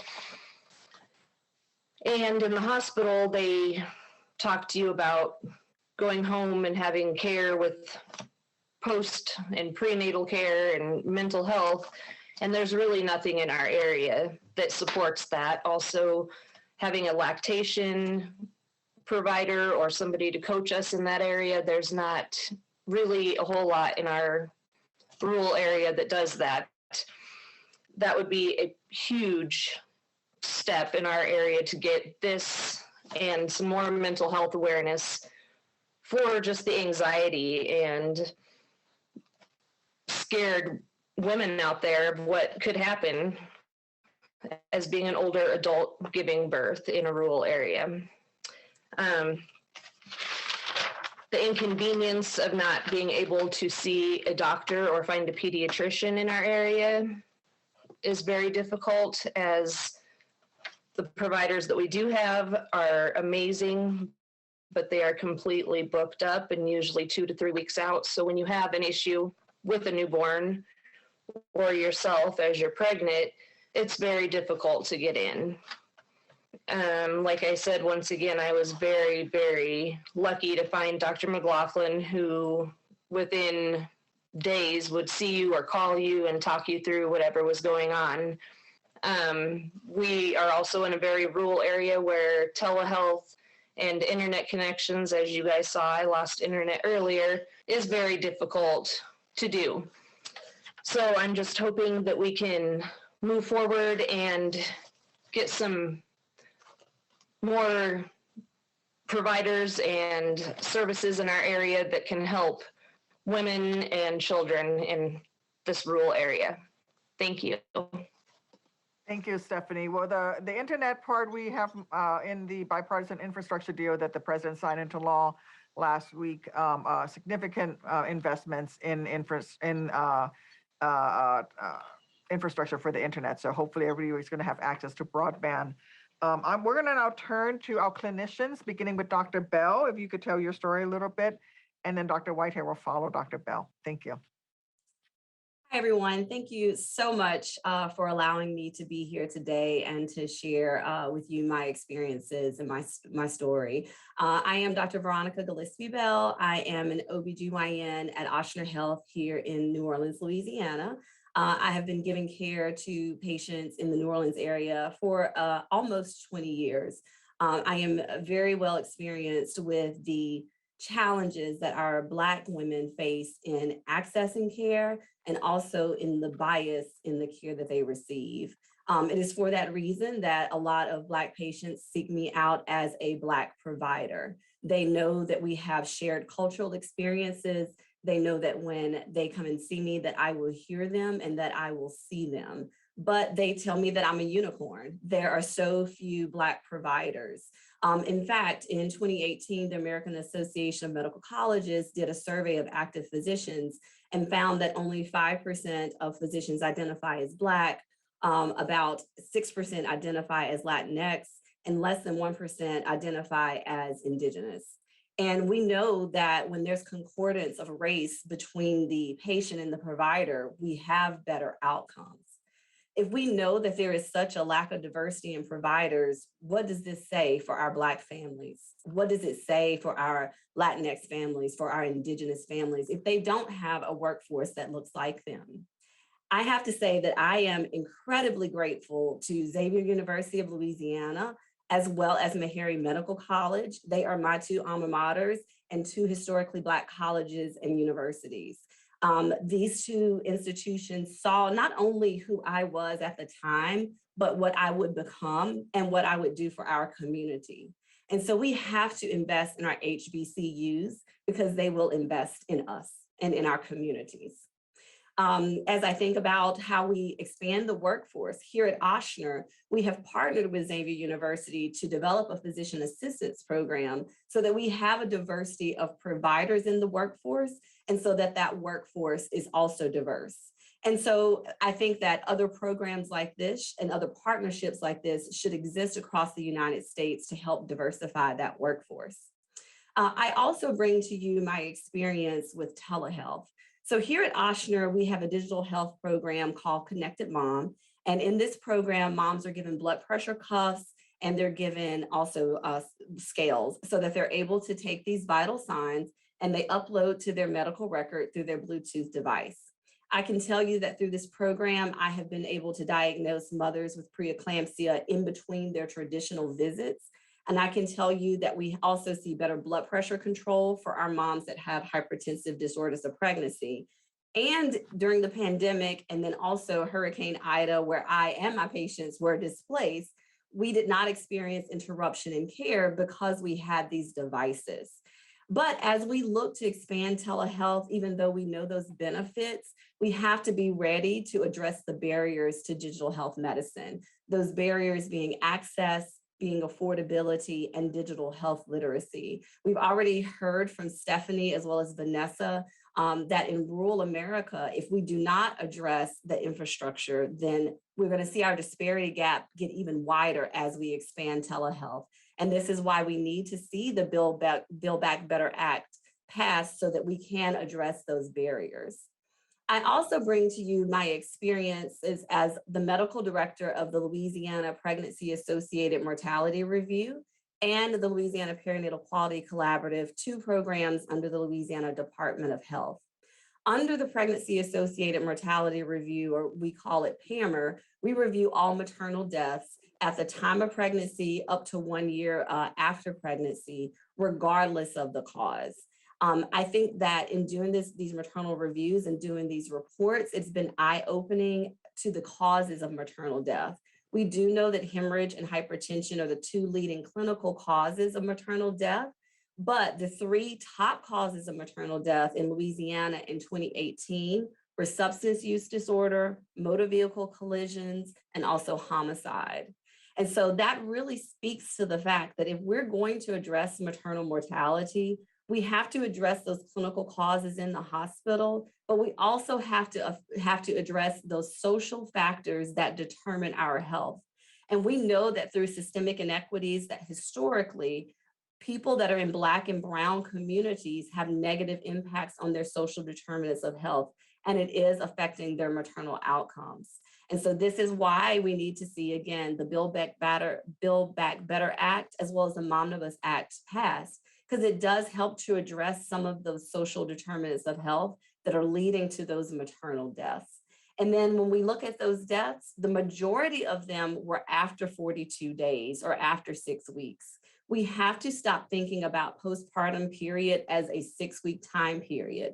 It really is up to a year after pregnancy. And so it is so exciting to hear the investments that are being made to ensure that Medicaid is going to be extended to up to 1 year after postpartum. Here in Louisiana, 62% of our births are covered by Medicaid. So this is a significant change for our families in Louisiana.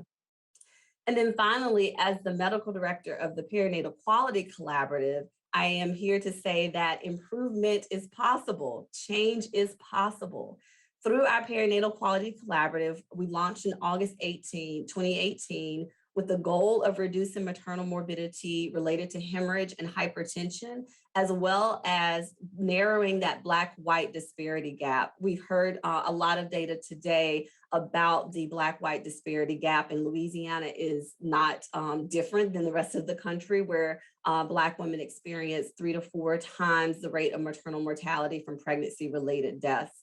And so as we launched our initiative, it was important for us that if we were going to improve outcomes for anyone, we were going to improve outcomes for everyone. And so that meant addressing the Black-white disparity gap and those drivers of the disparities being implicit bias and systemic racism.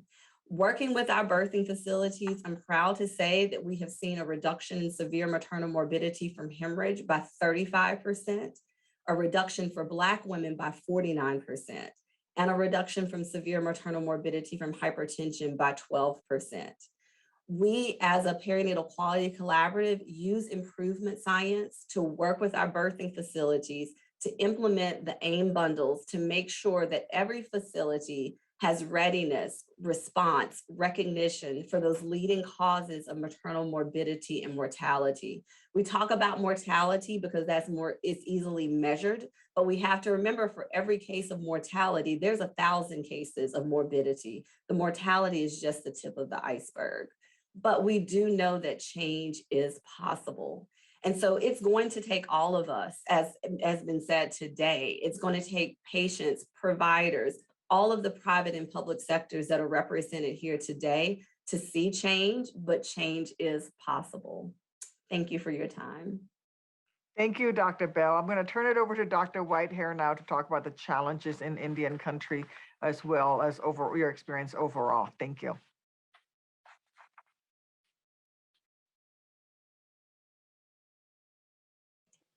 Can you hear me? I'm having extreme technical difficulties. I can hear you. Okay. Yes, Dr. All right. Whitehair. And then Thank after you you very will be much. Shelley. So thank you, Madam Vice President Harris and distinguished Congress members for the opportunity to speak and bring attention to such an important conversation in regards to maternal morbidity and mortality, and the chance to represent the unique challenges that Indigenous women face. Good morning and Yate Abena to my community that is watching this morning. My name is Dr. Jennifer Whitehair, and I'm a board-certified Navajo obstetrician and gynecologist practicing on the Navajo Reservation for the past 16 years. As a minority woman myself and having delivered my last child on the reservation, the maternal mortality rate is of great concern to me. Women of color carry a disproportionate burden of maternal mortality. In Arizona alone, American women and Alaska Native women have the highest pregnancy-associated maternal mortality ratio, and 100% of these deaths were considered to be preventable. The severe maternal morbidity rate was the highest for American Indians and Alaska Natives at over 3.5 times the rate for non-Hispanic white women. And the severe maternal mortality rate was again the highest for women living in rural communities versus women living in urban communities. It's important for this data to be analyzed and mandates to be enforced to change this trajectory for the future of our people. Strict adherence and awareness of safety bundles that are in alliance with for innovation on maternal health, as well as the California Maternal Care Collaborative, in addition with standardized protocols, would be an integral step in improving care. Next, I believe that we can bring awareness to implicit bias and racism in medicine through awareness and training. Patients connect with providers that look and sound like them and understand their cultural needs. I would like to see medical schools that train Native physicians and mid-level providers on reservations so that we can home grow our own providers. I myself participated in the Indians into Medicine program at the University of North Dakota School of Medicine. This program held 7 spots in the class for Indigenous students. It was important for me to see that there were other people that looked like me that could have success. People that looked like I did and learned like I did and struggled the same way that I did. This is one reason why pathways into medicine are imperative for Native high school students. Opening tribally affiliated medical schools that train Native providers is critical in the continuity of care in these isolated and rural Indigenous communities. This is a very important step in taking care of our own people. I also believe it is important to see more resources allocated to Indian Health Service facilities to bring highly skilled providers to areas that have difficulty with recruitment. I would like to emphasize the importance of evidence-based midwifery models, which are shown to improve overall care and time spent with laboring patients, as well as decrease C-section rates. Telehealth services are vital in improving care in rural populations, but since most of my patients have no access to internet, this becomes virtually impossible. And as you can see today, I can barely get on the internet myself. There are so many basic infrastructure needs, such as running water and electricity, as Vanessa alluded to earlier, that need to be addressed. And this is sometimes difficult to pinpoint a starting place when we are facing this many issues. My hope for the future of improving care to the Indigenous maternal population would also include an emphasis on mental health facilities, domestic violence shelters, and substance abuse and rehab programs. Improving these areas and allocating funds would make a large impact on overall maternal health. In summary, the key areas that I would like to advocate for are resources allocated to enforce safety bundles and standardized protocols, training of Native providers in tribal affiliated areas, and funds allocated to improve infrastructure and services such as domestic violence shelters, substance abuse, and mental health services. And finally, thank you to each and every panel member for advocating for our Indigenous women in our community, and know that our community also stands behind the African American community in solidarity in fighting this maternal crisis. Thank you, Senator Duckworth. Thank you, Dr. Whitehair. We're now going to turn to Shelley Lopez-Gray, who is a nurse who knows all about the good work nurses do every day, but also the secret good work that nurses do. And thank you for being very patient, Shelley. Oh, no problem. Thank you so much. So my name is Shelley Lopez-Gray, and I'm a senior consultant for PerkinElmer, and I've dedicated my career to optimizing outcomes for women and babies. As a nurse, I've provided care in small community settings and at larger academic facilities, and I've really seen firsthand the systemic issues and disparities present in women's care, especially in maternal newborn nursing. The adoption by hospitals and healthcare systems to standardize best practices for women will help ensure safe care for every woman who gives birth in the United States, regardless of race, ethnicity, or even location. As a consultant for PerkinElmer, I've had a chance to work with providers from all over the United States. And the one thing that I can say for certain is that care is different where it's rendered. And this should not be the case. As a nurse that has worked in 2 very, very different settings, I can tell you with absolute certainty, many, many outcomes are directly correlated with where you give birth. It surprises people when I say that I've seen a maternal death for every single year that I've been a nurse. And any labor and delivery nurse will tell you that they have witnessed too many close calls to count. The majority of these deaths are completely preventable. As a former telemedicine maternal fetal medicine nurse, routine and specialized services need to be available to provide access to care. And specifically, I mean, this care needs to be standardized, it needs to be up to date, it needs to be evidence-based care, especially during times of uncertainty, whether that's from a pandemic or a natural disaster. We really must find innovative ways to provide healthcare services to pregnant women. In Texas, for example, we frequently have taken care of displaced women from Louisiana after a hurricane. And one of the last maternal deaths that I witnessed, a pregnant woman came in bleeding. She had a baby blanket between her legs, and the fetal heart tones were so low, it was warranted that she have an emergency cesarean delivery. But I wonder if the outcome would have been different if we would have known her health history. And I've written about it, but to this day, I can still remember how difficult it was to give chest compressions to someone who we had just delivered with breast milk slipping through our fingers, and no one really being able to get a good grip on our chest. No one delivers a baby thinking that they won't come home from the hospital. So in order to tackle the vexing issue of maternal morbidity and mortality, we really do need to strive to provide equitable access to care. So the number one cause of maternal death in the United States is related to cardiovascular conditions, and the majority of pregnancy-related deaths occurred during the first year following the birth of a baby, which many people have mentioned. But in the US, roughly half of births are covered by Medicaid, but currently pregnant women only qualify for state Medicaid coverage for up to 60 days after the birth of their baby. So on a more personal note, I was told at 21 weeks at a normal, 21-week ultrasound appointment that my baby had something wrong with his brain. I delivered preterm at 35 weeks. I had severe preeclampsia, and my son spent weeks in the NICU. An event that, nothing can mentally prepare you for, not even being an obstetrical nurse.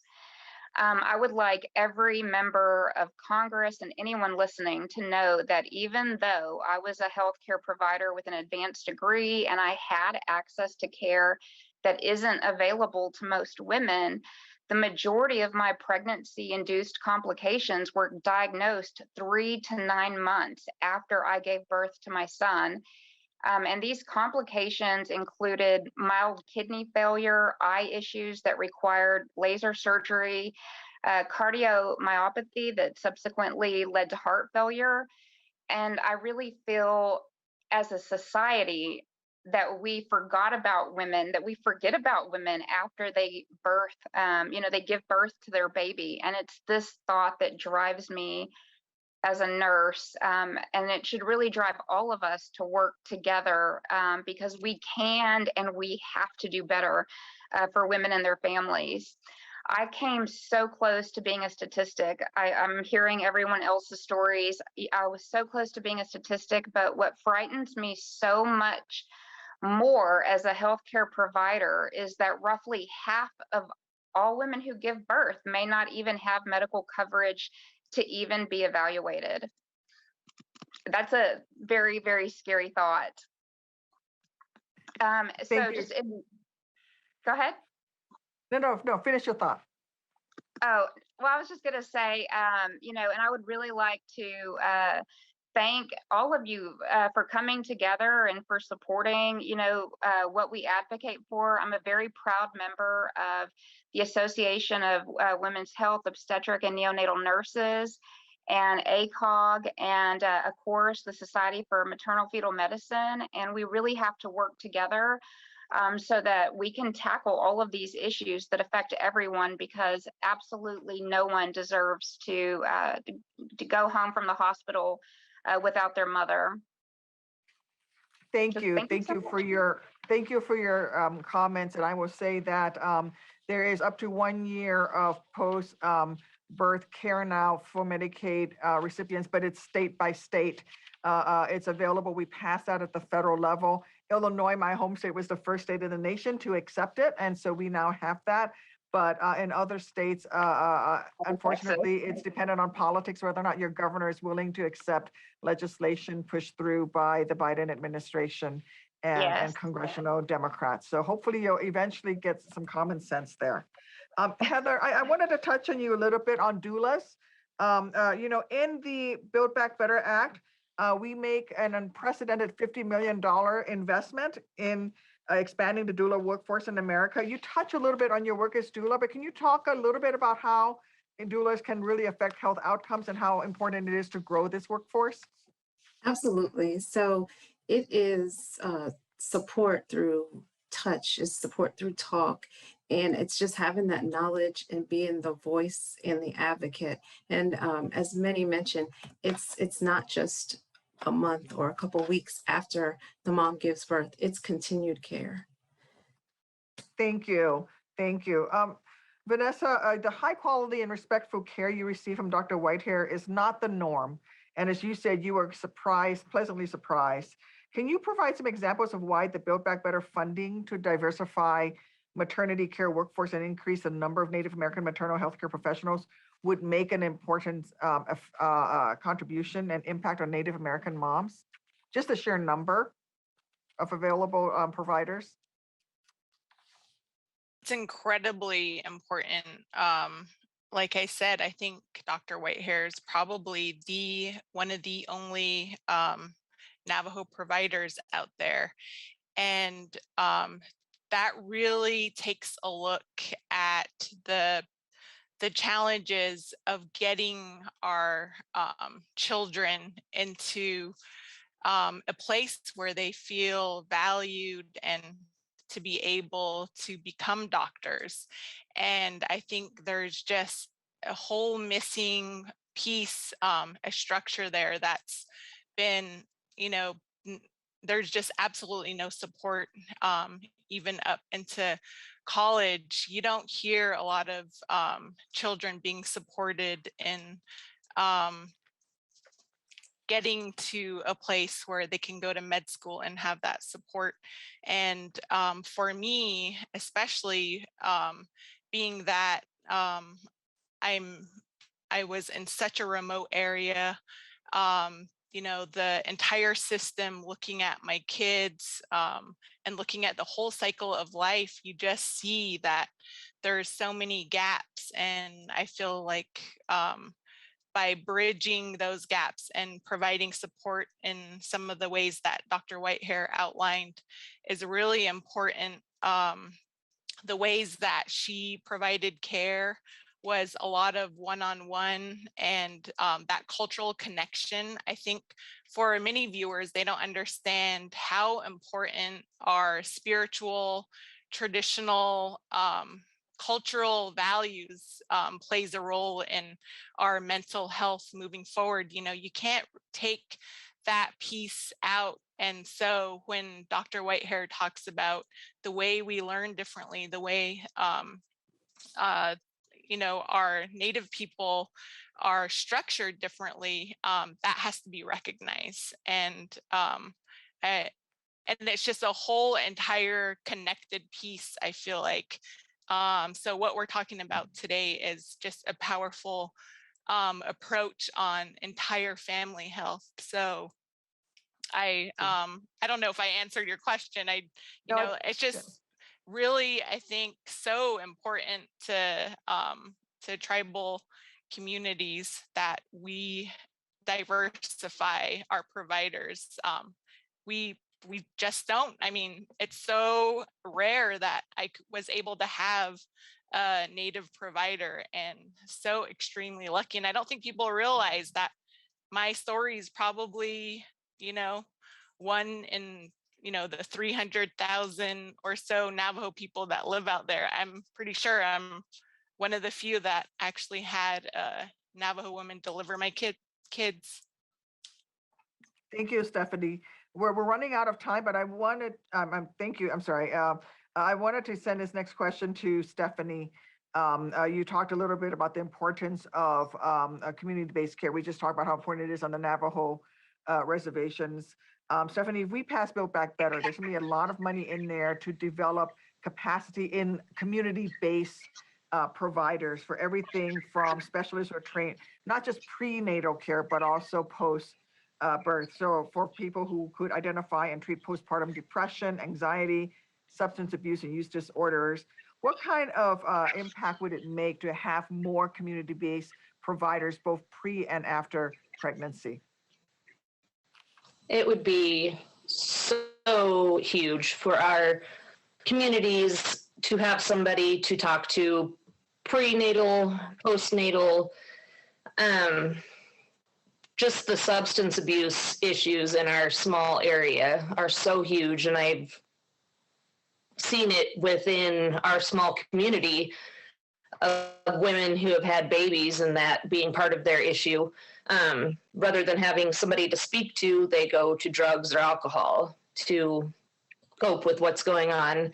And I think to have somebody to go speak with would very much help this situation in our area. Also, just the fact that trying to find somebody to talk to for mental health issues is a huge thing where they don't take insurance or they don't take your insurance, or you once again are driving 2 hours to have them where they do take insurance.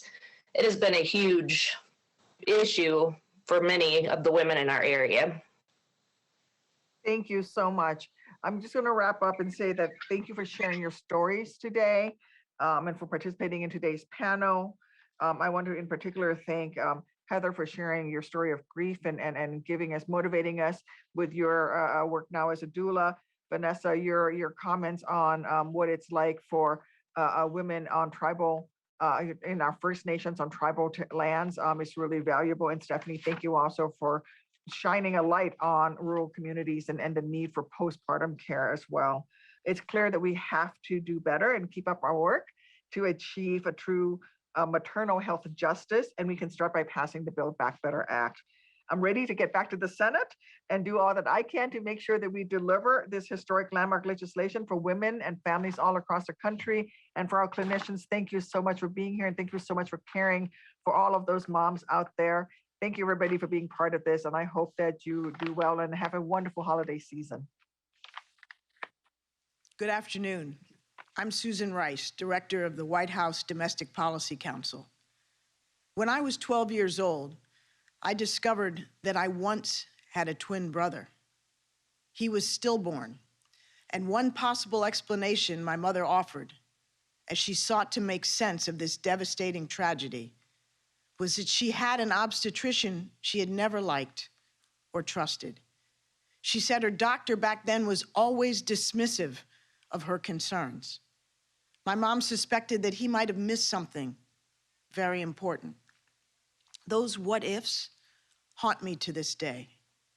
By contrast, some 20 years later, when I started having children, I was fortunate to have a first-rate OBGYN, an African-American woman doctor who was also a trusted friend. I believe that part of the reason why I had two relatively smooth pregnancies and postpartum periods is because I had a caring, attentive doctor who respected me and listened to me. Today's event has been a powerful reminder of how personal and painful maternal health issues are for so many women, and of the disparate toll maternal complications take on Black women and other women of color. We've heard from senators, congresswomen, and cabinet secretaries, public health officials, and one of the most decorated Olympians of all time, and one of my daughter's personal heroes, Allison Felix. We've listened to heartbreaking stories of Americans from every background who've lived and sometimes died from this trauma. Stories that echoed ones we heard at a maternal health roundtable that Vice President Harris and I held together in April. Today is a day of action, and I hope what we've heard spurs us all to act with still greater urgency. There's absolutely no reason that in a country as rich and powerful as the United States of America, more women should die during pregnancy than in any other developed nation. There is no reason that Black and Native women should be 2 to 3 times more likely to die in childbirth than white women. There is certainly no reason that maternal mortality rates should be getting worse, with more women dying in childbirth today than 25 years ago. I hope our biggest takeaway from today is this: these deaths and complications are not only unacceptable, they are largely preventable. And because they are preventable, we must prevent them. That's why, as you've heard, we're mobilizing the entire federal government to tackle this crisis. We know that maternal health is more than just what happens in a doctor's office.